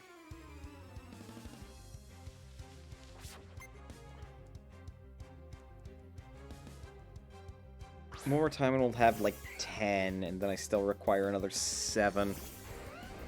Which would be like another 4 times fighting her. Also, I'm using Earthquake because that Roselia cannot touch this. Down. And it has Poison Point, and I do not want Harold to be poisoned.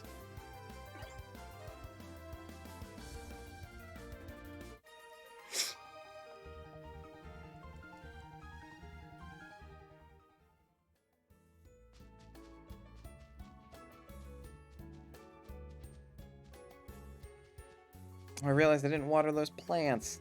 Oh well. I probably should. I think that increases their berry yield. And one of them is the PP restoration item, which is the only PP restoration item you can get consistently in these games, by the by. You cannot buy ethers.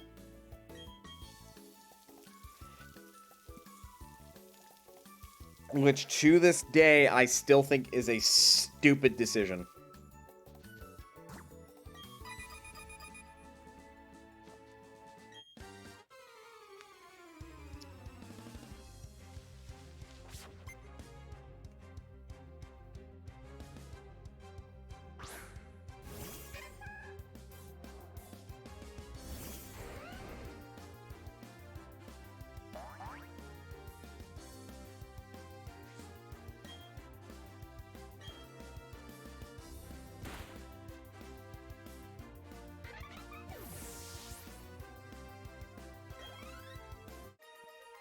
Man, you'd think after a while, the game would just give you infinite money. And it's nighttime. Just let you go wild and let you build your competitive team. But no, game's gotta be frickin' mean. Or, here's a wild idea. Why not just let the player do like a rent-a-Pokemon system, like in Pokemon Stadium? But you get to customize the Pokemon's movesets, and then they're just perfectly statted. There's a wild fucking concept.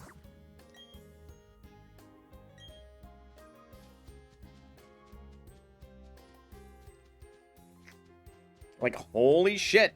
And now suddenly, you have a single-player casual experience that's about catching and training up your own team of Pokemon that you can largely leave alone, because it doesn't influence the competitive side in the slightest.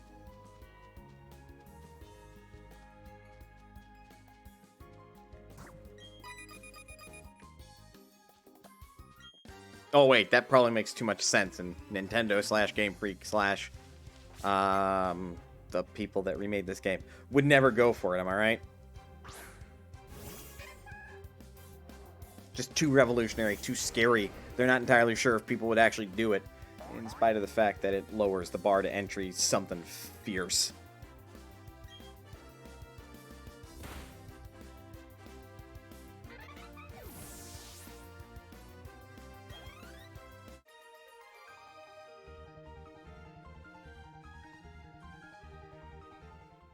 I don't know. Part of me thinks it feels mean to dunk on Pokemon so much. Another part of me recognizes that it's just like, well... Except they really could do better. And they really should do better. Why aren't they doing better? Oh, right, money. That's why they're not doing better. And no competition. Yay. Anywho's a what's it. I was expecting at some point in the stream I would actually get low energy, and lo and behold, here he is. I finally got to that point.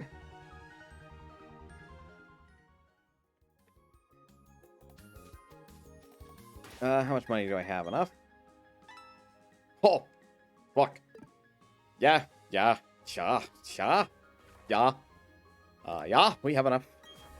You've got more than enough shit. So that's 9 in Vaporeon. We require 17.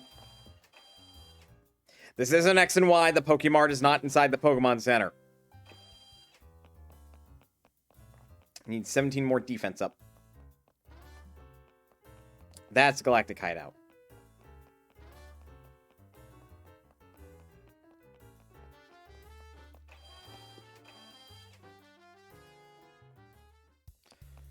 And up we go. Here to buy. Or special defense. Defense. Regular. I almost made the same mistake again. So glad I caught myself.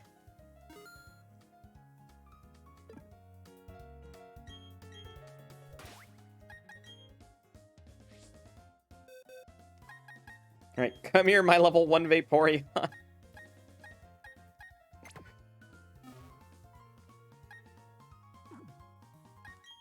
This is gonna be, like, the bestest boy. There we go. Now just to double check, make sure those are both actually maxed. And boop. Yep, they're maxed. They've got stars. Oh god, they show up so much better on stream than they do on my television. Yeah, that's how you tell that the EVs are maxed, is when there's stars next to the stat. And I have no fears of giving you this sync. Which will give you 6 more, but the only points that matter are the 4. There we go. Alright, that Vaporeon's got maxed out EVs.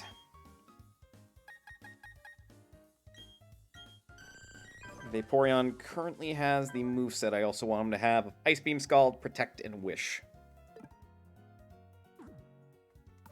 Alright, I have to double check. Because Will-O-Wisp is available in this game as a TM, but I don't know from where.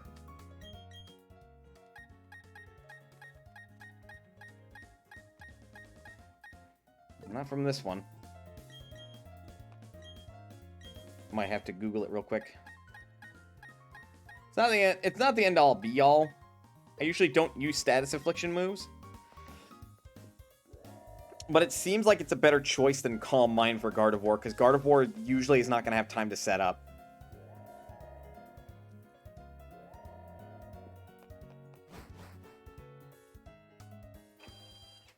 And of course, I might just try to hunt down another Torchic in the Grand Underground and specifically look for one that has speed boost. Because I think down there, it's the same chances like you were using the Poke Radar. It's 1 in 1,024 chance of finding a Pokemon with a hidden ability. It's just you don't know whether or not they're going to have the hidden ability until you're either in battle and it shows itself, or you catch them and you check their status. But coincidentally, in the Grand Underground, you also don't know if the Pokemon's shiny until you battle them. So, I don't know. Oh, look, we rolled over to 100 hours. Great. Wonderful. Shall I go re-challenge one of the gym leaders?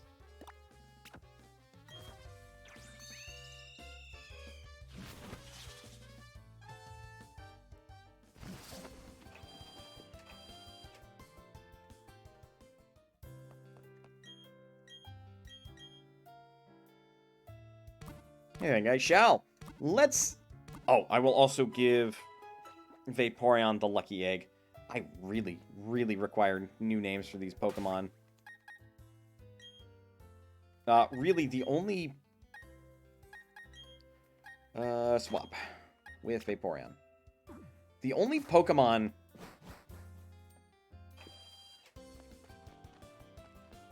Yeah. Let me actually phrase the sentence the way I want it. So, of the original 6 that I took with me in the Elite Four, the only one that I would consider putting on the new team is Harold, and that's because Harold already has great stats.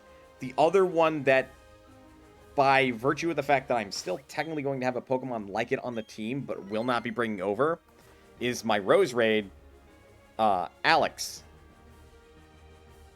No, Rose Raid's name was Julia. And that's because Julia didn't have good stats, unfortunately. But if I can find an aroma incense, I will probably try at first to use Julia to breed, but I might just go after a Badoo. See if I can catch one. Hey, Rorik!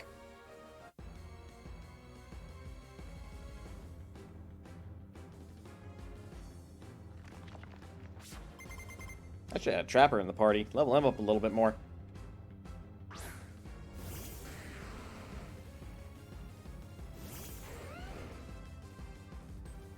This is something I will say. I love the fact that in post-game you can re-challenge the gym leaders. And you can re-challenge them on the daily. So they're good experience grind if you want to grind for experience and don't want to just crash against the Elite Four and fail.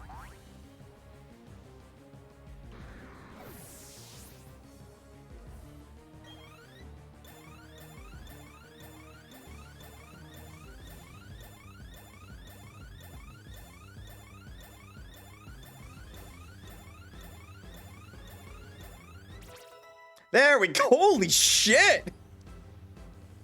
Plus 104 HP after 23 levels. That's a lot of HP. Oh, that's a lot of HP. Also, Vaporeon's defense base stats are not great, so having a nature that negatively influences growth is also not great, but this should be sufficient. This Vaporeon just wouldn't be great competitively. That's all. No, wants to learn Sand Attack. Killed myself with Dargon that was giving you problems. Good work! I killed Godzilla. No, don't learn Baby Doll Eyes. Look, don't learn Haze. You're new to this team. You don't get to haze new recruits.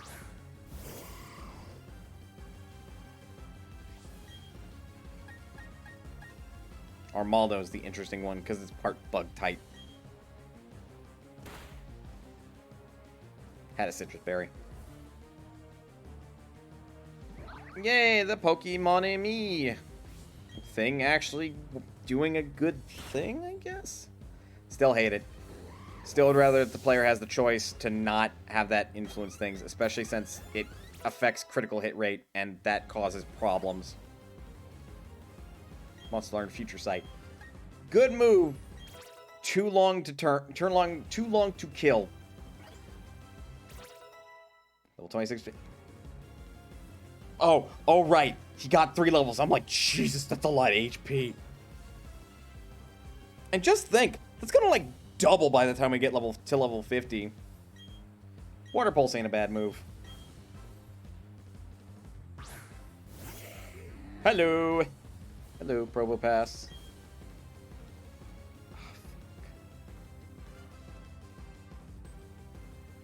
Do you have Levitate? Don't. You fool! You have Sturdy. Oh no, you have a Focus Sash. Ow. Hey! Hey! Want to hear a joke? That's what I think of when that hat moves like that.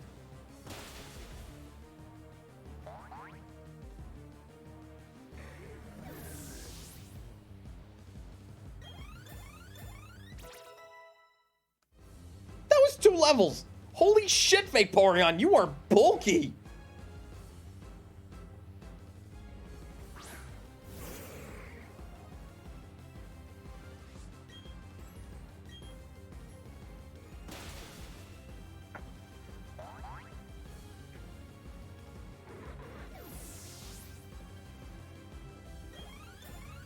Well, Harold is 3 levels away from level cap.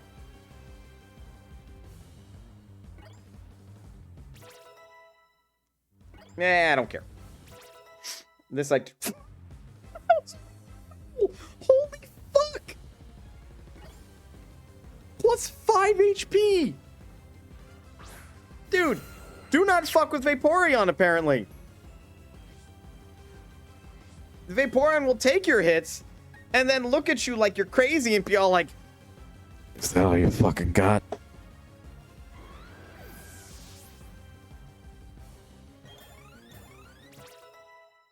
That is nuts. Slow down. Aurora Beam's okay, but Ice Beam is better.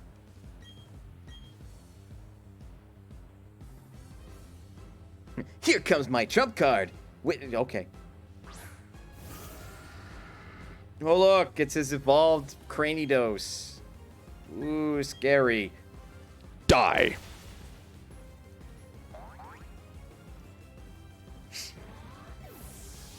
It's almost like bringing a level 96 that it turned to level 97 Garchomp kind of invalidates the experience against a level 70 gym leader. Oops.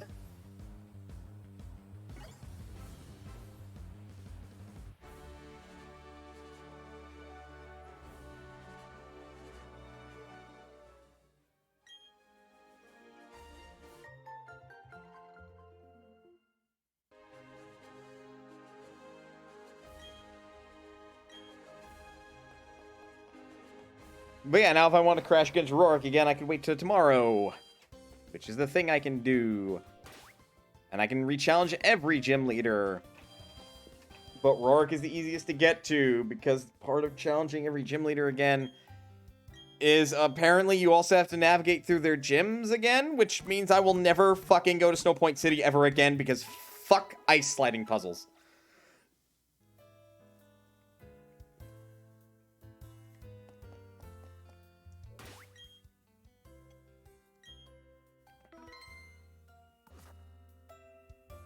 Soon. Soon I will have a team full of Pokemon ready to take on Cynthia and murder the fuck out of her Platinum team. And it will be glorious. Just you wait. In the meantime, I need nicknames.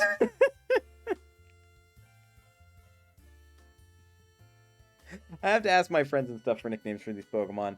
Jesus fucking Christ, you're only level 32 and you almost have the same amount of HP as Metagross, who's only level 54 and has the same amount of HP as Boromir, who has half the HP of Harold. Yeah, Harold's over here like, I am the Herald of Destruction. You know, given how much people hate ice puzzles, why does Pokemon keep putting them in? I don't know. I really don't.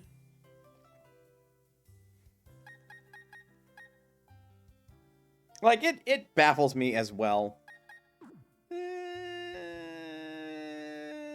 Fuck it. Boxes. Oh god. Do not release Harold. I would be pissed. Let's do a swap. Here you go, Gohan.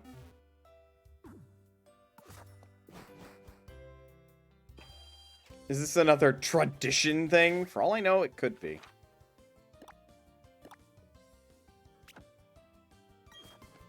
Gonna go up and challenge Eterna Gym, which is the other gym that's really easy to get to the gym leader. Because like Rorik, it's just a straight shot. Here, heal up my Pokemon real quick. I don't remember if I did it already or not.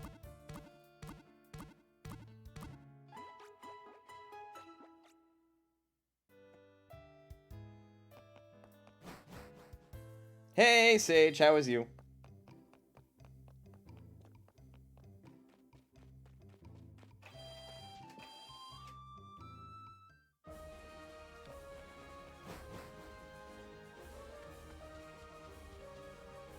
Good and annoyed, but good. How is you?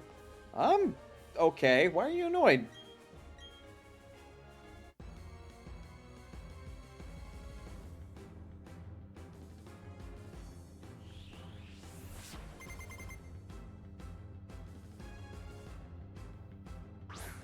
Sorry, Gardenia, I'm going to rock your world. That jump bluff will be the only thing that'll outspeed me.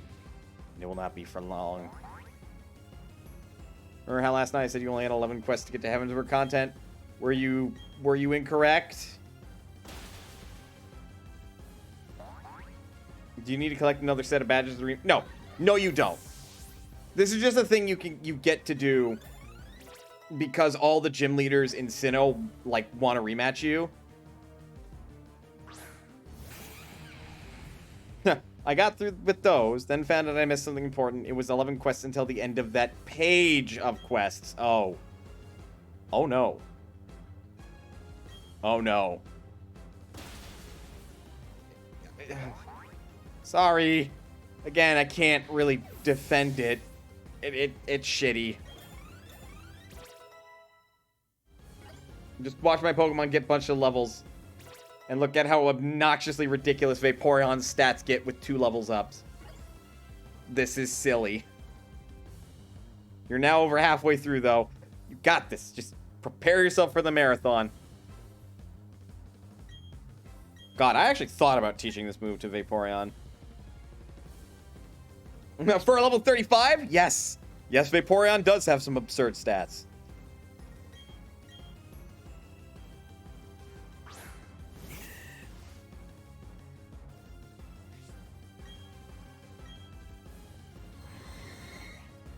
What the hell? Oh, no. That's Focus Punch. Never mind. Now, imagine if you did a full HP wall Blissey. That would be obnoxious.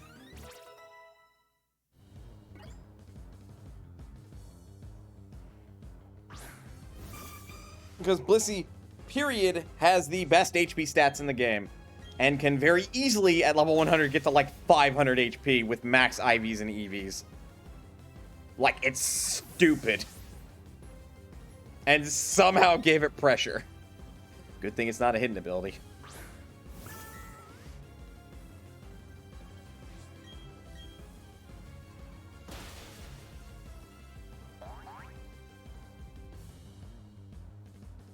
Now use Sunny Day. You get to see Cherum's true form. Look at me, I'm a happy flower. Who is going to be lit on fire.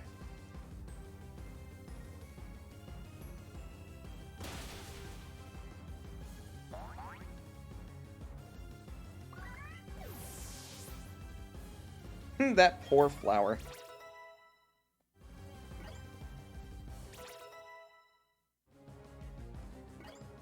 Level 37 and almost to 200 HP. Water types, man. Water types. Save your best for last. It's a Rose Raid. Don't get too ahead of yourself, honey. It's not that great.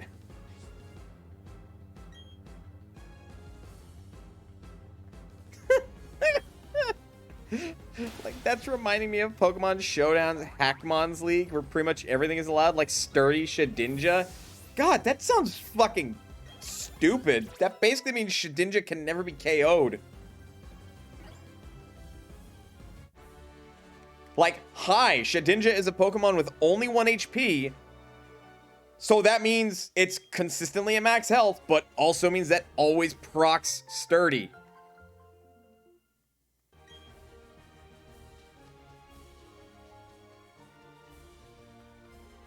That gym leader was really excited to lose. No, she's happy I won.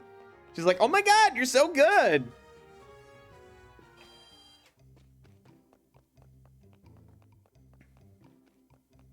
Like, Gardenia is not a bad sword. Honestly, Rorik was probably the worst, because Rorik is all like, God, he was such like a cocky little prick. You start your Pokemon journey, he's like, huh, I don't think you're tough enough to beat me. And then you prove him wrong. Being able to deal with sturdy Shedinja is apparently basic stuff in Hackmons. I would bet, but again, that sounds like bullshit. Because the way I would deal with it is I would roar it out, Stealth Rock, and then when it comes back in, which it wouldn't be able to unless that person had a rapid spin, like Mon on their team. Once that Shedinja comes back in, sturdy ain't gonna fucking matter because Stealth Rock's gonna kill it.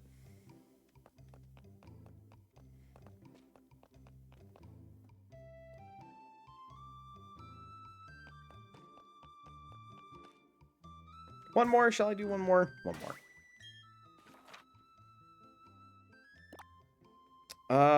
The fighting gym is spooky.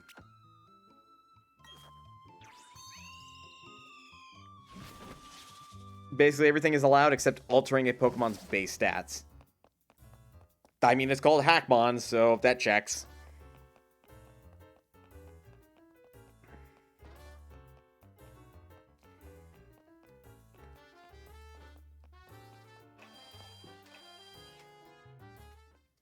God, a Shuckle with, like, Aegislash's ability, which would swap its defensive stats to its offensive stats for it using an offensive move.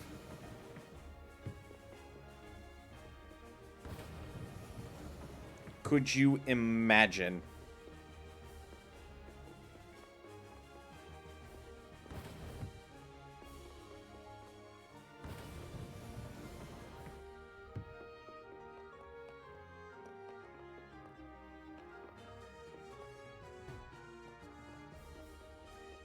Oh, son of a bitch, I'm not done over here. Also, everything gets max EVs in every stat on top of max IVs. God, that sounds fun. Sounds fun for all the wrong reasons. But yeah, this is why, like, I don't necessarily like rematching the gym leaders past the first one. Can I? Okay, I can. Come here.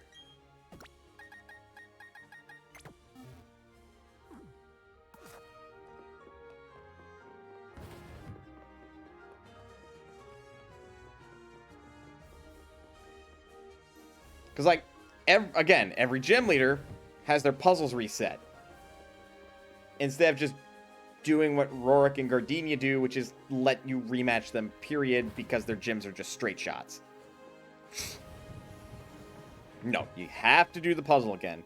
So dumb.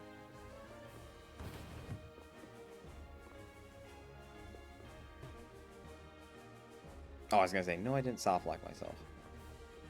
I'm right. There's actually no way you can soft lock yourself in any of these gyms.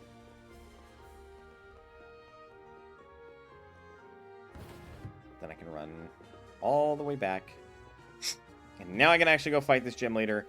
And of all the gym leaders, her and the Ice-type lady are the scariest, because Garchomp's my lead. And she teaches, like, all of her Pokemon Ice Punch. Or Ice Fang. It's fucking mean. That puzzle looked annoying. It was annoying.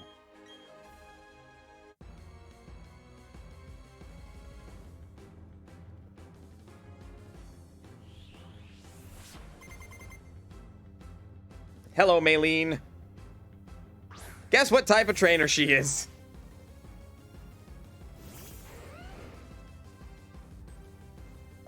And yeah, for some fucking reason, Hitmontop has Intimidate. I hate that. I hate that Hitmontop knows Intimidate. It's actually really annoying. This makes it harder to switch back into Garchomp, but I don't want Garchomp to have, like, weakened attack. Because that's the only stat that matters on that Garchomp. Ow! That's cute.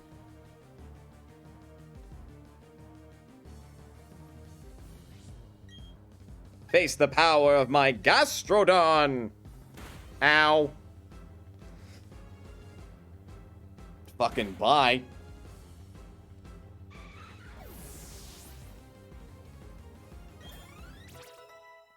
Metagross is now level 56. Vaporeon is now level 39.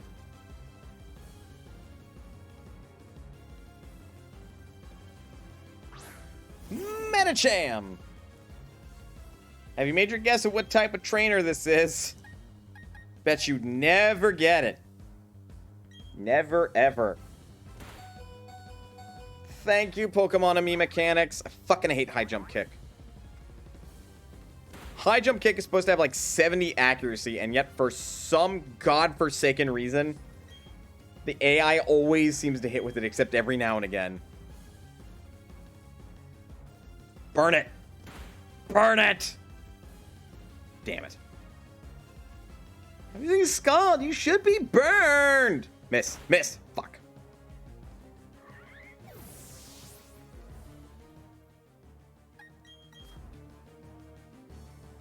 Also, it looked like the trainer kicked you, not the Mon. Hey, that's cheating. Poor Leon.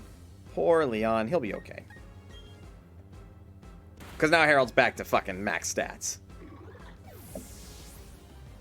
Though I could Swords Dance up and just make her, or make Maylene really regret her life choices. Nobody cares about Macargo, but only because Macargo's not part of my team. Macargo is my incubator. Look at this! Almost 200 HP! We're not even level 50 yet.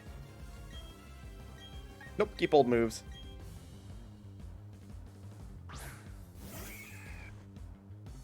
So how competent is the Macargo? Not very. Literally there to take a hit so I can revive Pokemon at this point.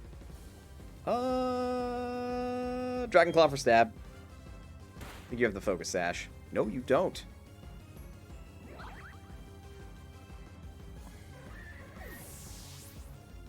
As a worst case scenario, I think I could switch to Boromir at this point, but that's a worst case.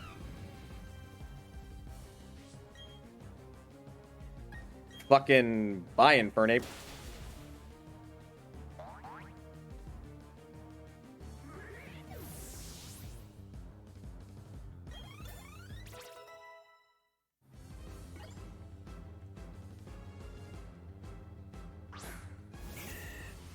Okay, fucking Vibraloom.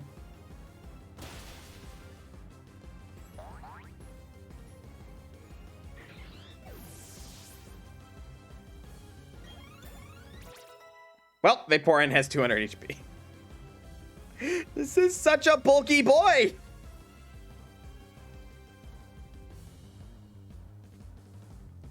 And a pure water type is actually pretty good defensive-wise. With only two weaknesses being grass and lightning. Like, you're pretty well set. I was gonna say, you have a Focus Sash, which is really dumb. That's cute. When I get out of this tight spot, honey, you used your one full restore. Oh, right. Every trainer saves one for their final Pokemon. Shame that this one hit KOs.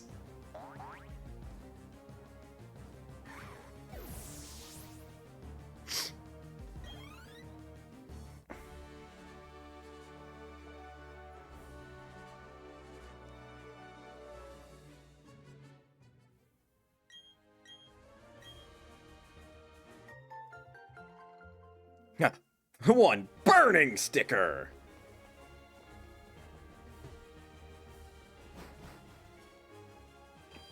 Today was a good day in Pokemon. Got a great stat Eevee, made it into Vaporeon. Now we're only missing Torchic with Speed Boost, which probably means I have to go to the Grand Underground. Because I don't know if I want to grind out enough BP to get a hidden patch. That would be so many matches. It has to be like nearly 100. 107 in a row wins, basically, which is fucking dumb and I don't want to do it. Ideally, a Gibble with rough skin that has about as good, if not better, stat spread as Garchomp, and then just a new Badoo to make a new Rose Raid. And then I will have the Pokemon I require. Just gotta level them up. Now imagine getting 36 bottle caps. No. I don't want to. I don't want to imagine getting 36 bottle caps because that sounds so dumb. I suppose really quick before I ultimately decide to end the stream. Do I have enough of these mysterious shards?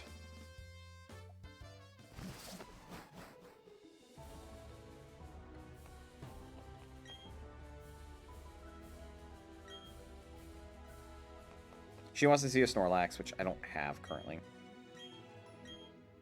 Okay, you sell the various Pokeballs. Ooh, we have enough to get a Discovery Slate. Okay, I can only...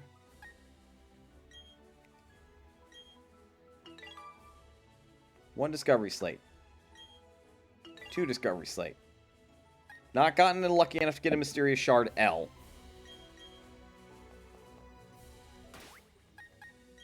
What do Discovery Slates do? You will see. But for this, I actually need...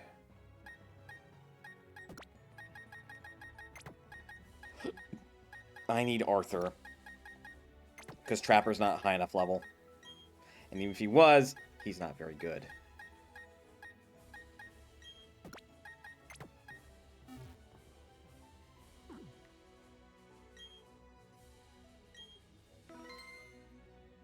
I'd say this is a good way to end the stream then, showing off what these Discovery Slates do.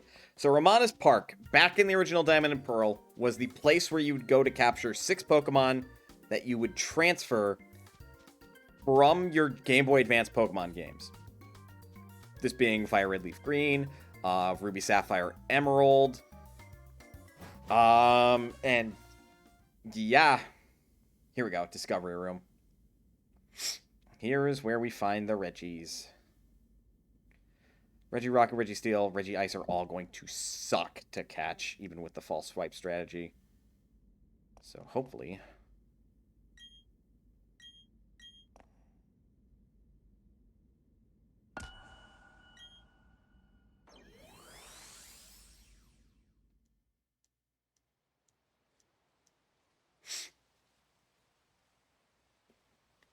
So this is how you get the Reggies in this game without needing Pokemon Home.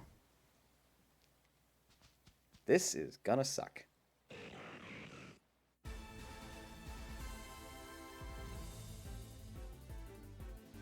What level are you? Registeel appeared! Go, Arthur!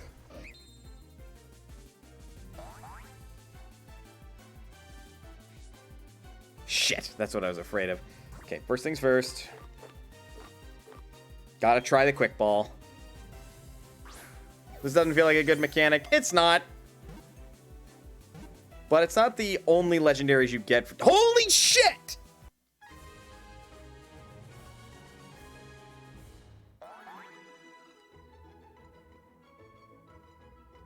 I want to be mad. I can't be mad. I want to be mad, but I can't be mad.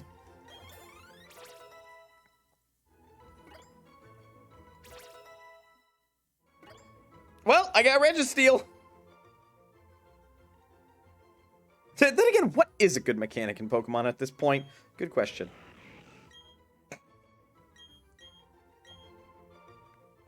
Well, I got Registeel.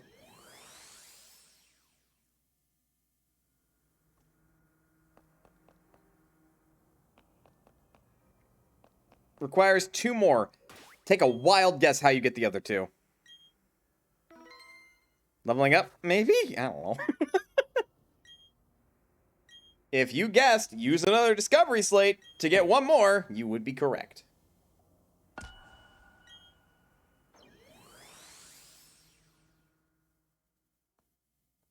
Hello, Regirock.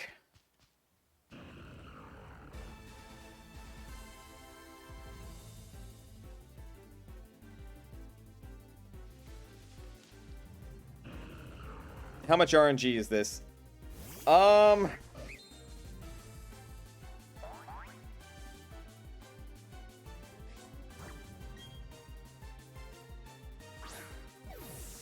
Depends.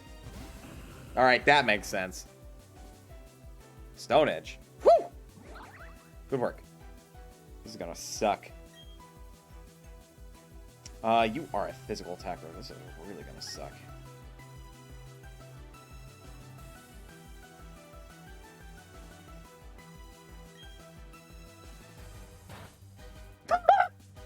Oh, this is gonna suck! Don't panic. I might be able to do something about this. It's rock type, so I really can't be using anything that's super effective against it, especially from my, like, over-leveled Pokemon. And my competitive team is not high enough level to really make effective use of it yet.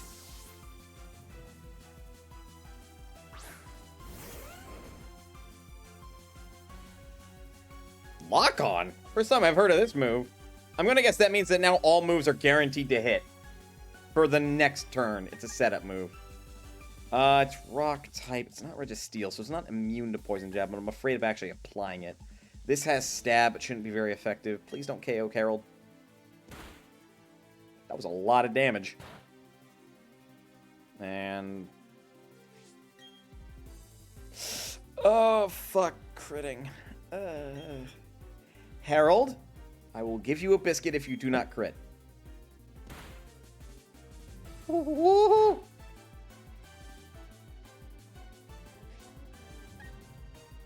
Alright, I'm going to make the effort.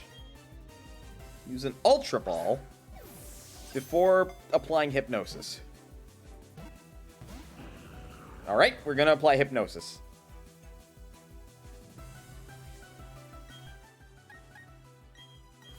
Which sucks because Hypnosis has 60% accuracy. Yeah, and the Sword and Shield has 70%. They brought it back down to 60, which was how it originally was in Diamond and Pearl. Which is stupid. And it hit.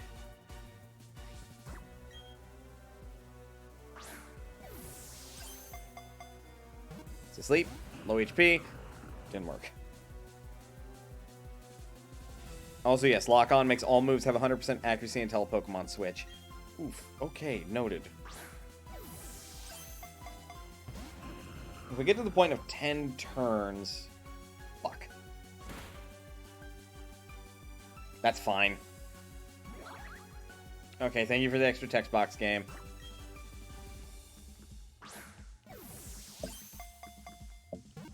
Just keep hucking balls at it! Also, you've used that move so many times. Fuck. Just to prove a point. No, seriously. Accuracy 60 means that's a 60% accurate...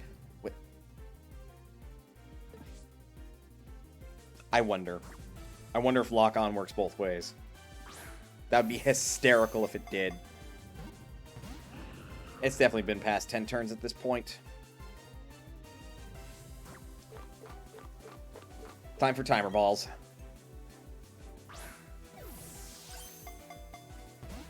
Because these are slightly better than Ultra Balls at this point.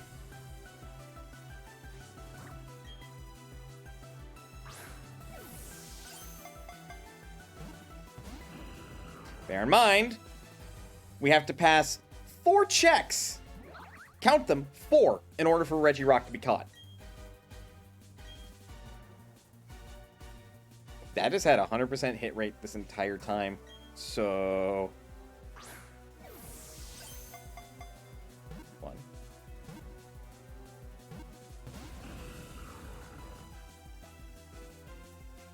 Passed 3, failed the 4th. This is so needless.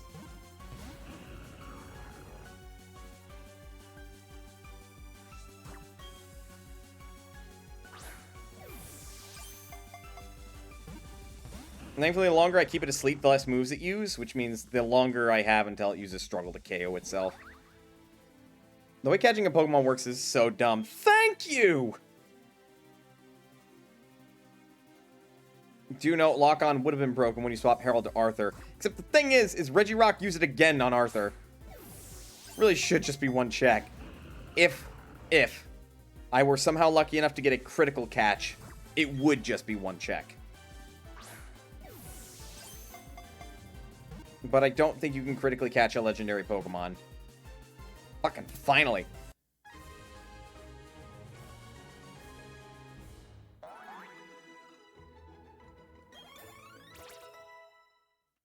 Boromir is now level 65. Vaporeon is level 44.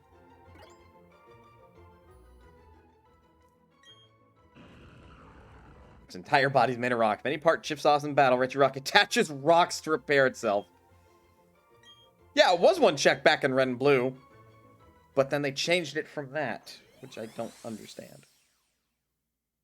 Alright, we require one more Discovery Slate. We will have the 3 Regis, and that means I can go get Regigigas. And that will be the last legendary outside of event legendaries in this game that I need to acquire.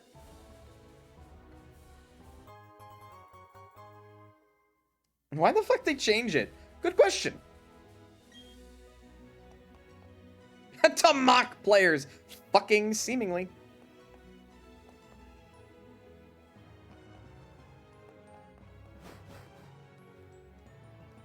Like, I don't understand it either, Sage. It's really dumb.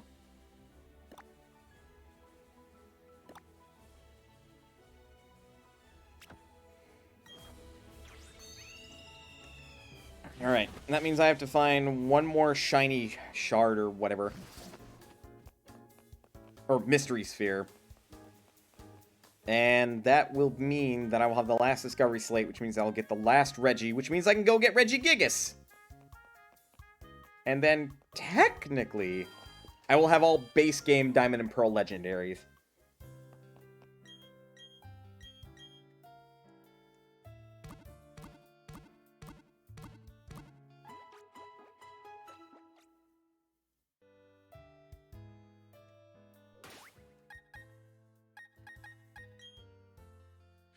And before I save, Arthur, you may be returned to the box. Thank you for your service.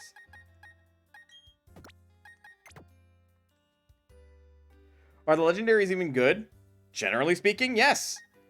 Legendaries have higher overall base stats than any other Pokemon. Now, it begs the question, are these legendaries good? Which, their IVs are still randomized.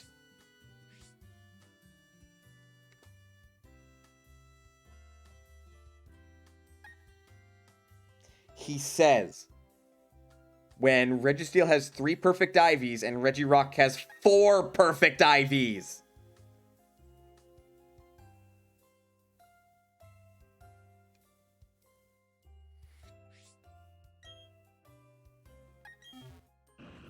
They're also level 70.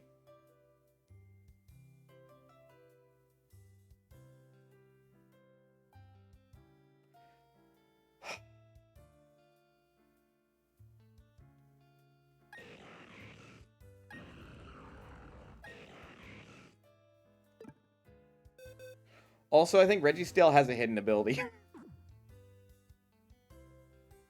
It's also a good nature. God!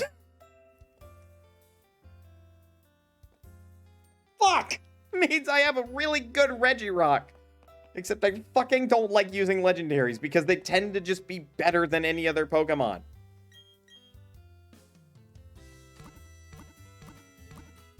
This is not the first, nor it will be the last time, I suspect. Can you breed the legendaries? No. The only exception is Manaphy, but you don't get more Manaphy, you get Fione.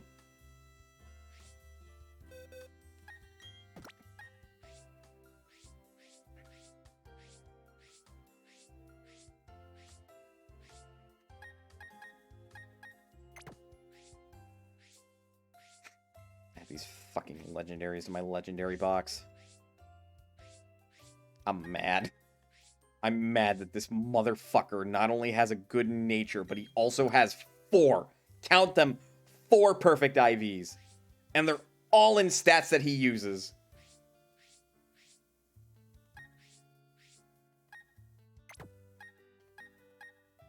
Makes me angry.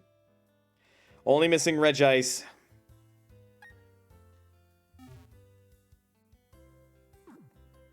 Doesn't that mean it's hard to use them in normal teams unless you manage to get insanely good luck with the IVs? As was discussed earlier, though you weren't necessarily there to hear it, IVs in a casual playthrough are generally not as important as they are in competitive. But even then, having higher IVs makes the Pokemon much, much better. In some gens, legendaries innately had perfect IVs. I, however, am giving a big deal about IVs because Cynthia's team just straight up has perfect IVs. So if I don't at least have good IVs on my team, she will wreck me unless my Pokemon are overleveled. And even then, I still intend on overleveling them.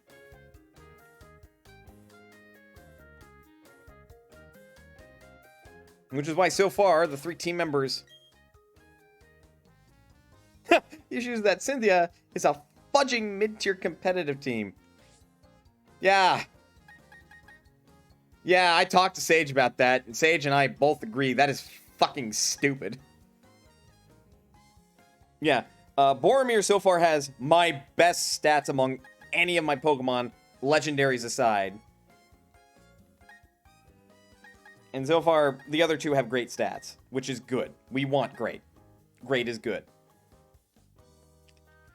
Means we got some high rolls, except maybe that speed stat, which Vaporeon doesn't necessarily prioritize speed, though it's unfortunate that this means that Vaporeon is not really going to outspeed anything.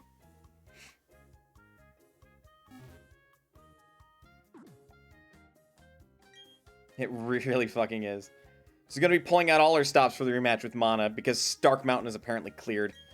Yeah, I didn't realize that getting Heatran would mean that Cynthia would already upgrade to the Platinum team, and all of her Pokemon would be level 80+. Which means all of my Pokemon now have to be level 80 or even 90+ for the rematch. This is gonna suck.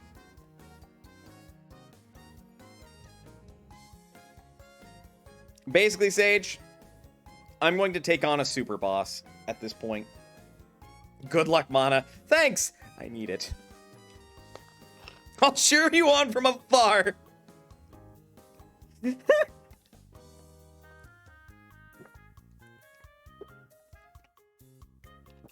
Thanks, Sage. I appreciate it. Where I can't get hit by the godly Pokemon. In all fairness, in the anime, for Pokemon League matches, there's generally stands. Base Cynthia is far too rude for a casual game, and she's ranked up twice from there. And, like, okay. I don't mind when, like, the Pokemon champion ranks up after you beat them the first time, right? Because after you beat them the first time and they rank up, now it's supposed to be a challenge. Because, like, it's an extra, you know, it's an extra boss. It's like a super boss. So basically what I'm doing is I'm going to go and take on the super boss of this game. But the way she acts in base game is unacceptable, because she is too hard for a casual game. And yeah, good news. Banned from using legendaries. Ha! Garchomp is a pseudo-legendary. Albeit, I am bringing 2 pseudo-legendaries with me, Metagross and Garchomp, so I'm also stacking the deck, and I'm also doing a personal ban where I'm not bringing legendaries, so, you know. That's how it be, though. But yeah, I have to deal with... God, what is it? She has Spiritomb, Lucario, Togekiss. She replaces Rose Raid. What does she replace Rose Raid with?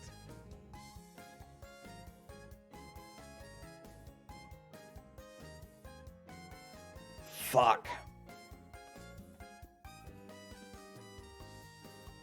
84, 85, 86, 85, 84, and 88.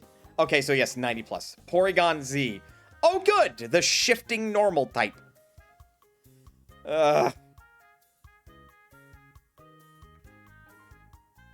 Good. Great. Amazing.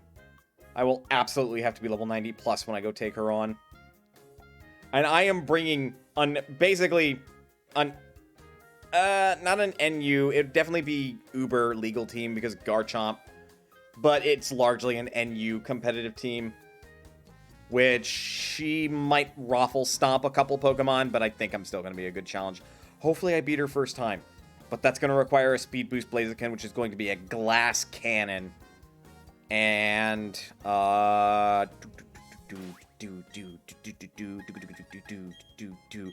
just realized I should probably double check and make sure. Good, you have Water Absorb. And again, bringing in Rose Raid, because I like my grass types, and that Rose Raid's going to be annoying because I'm going to give it spikes. Her team is definitely asking the player to break out legendaries against, and I'm going to stubbornly refuse. So yeah, my Rose Raid's going to have spikes, Sludge Bomb. What fucking else? Aromatherapy, because I'm going to have it have a utility move. An Energy Ball.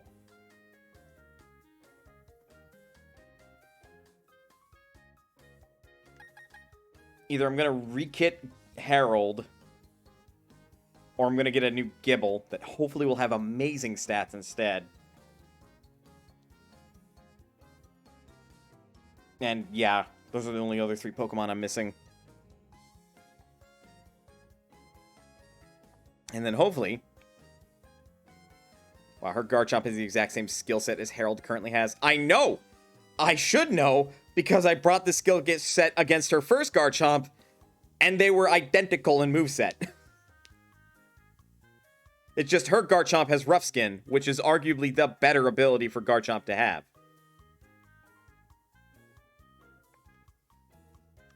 This is gonna be a fucking mess. Alright. Who are we raiding? I didn't have another tab open, so I don't know who's online right now.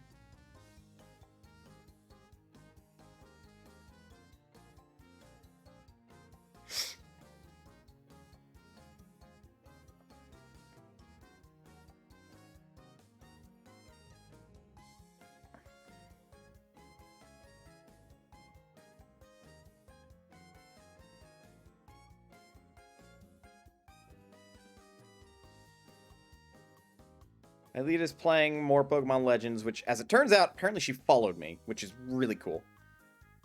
So, I appreciate that, Alita. If you ever watch this VOD, somehow, some way.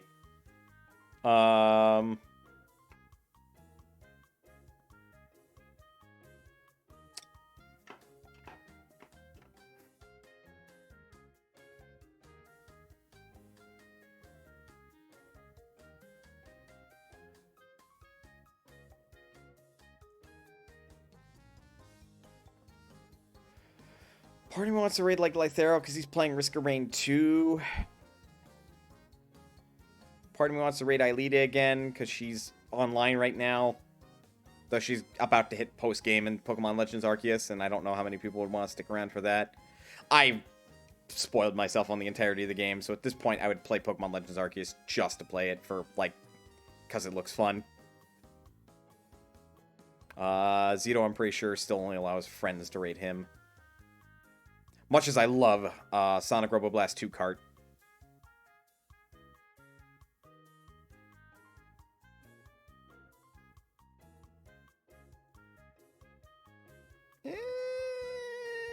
Fuck it. Fuck it, we'll raid Alita again, because why not?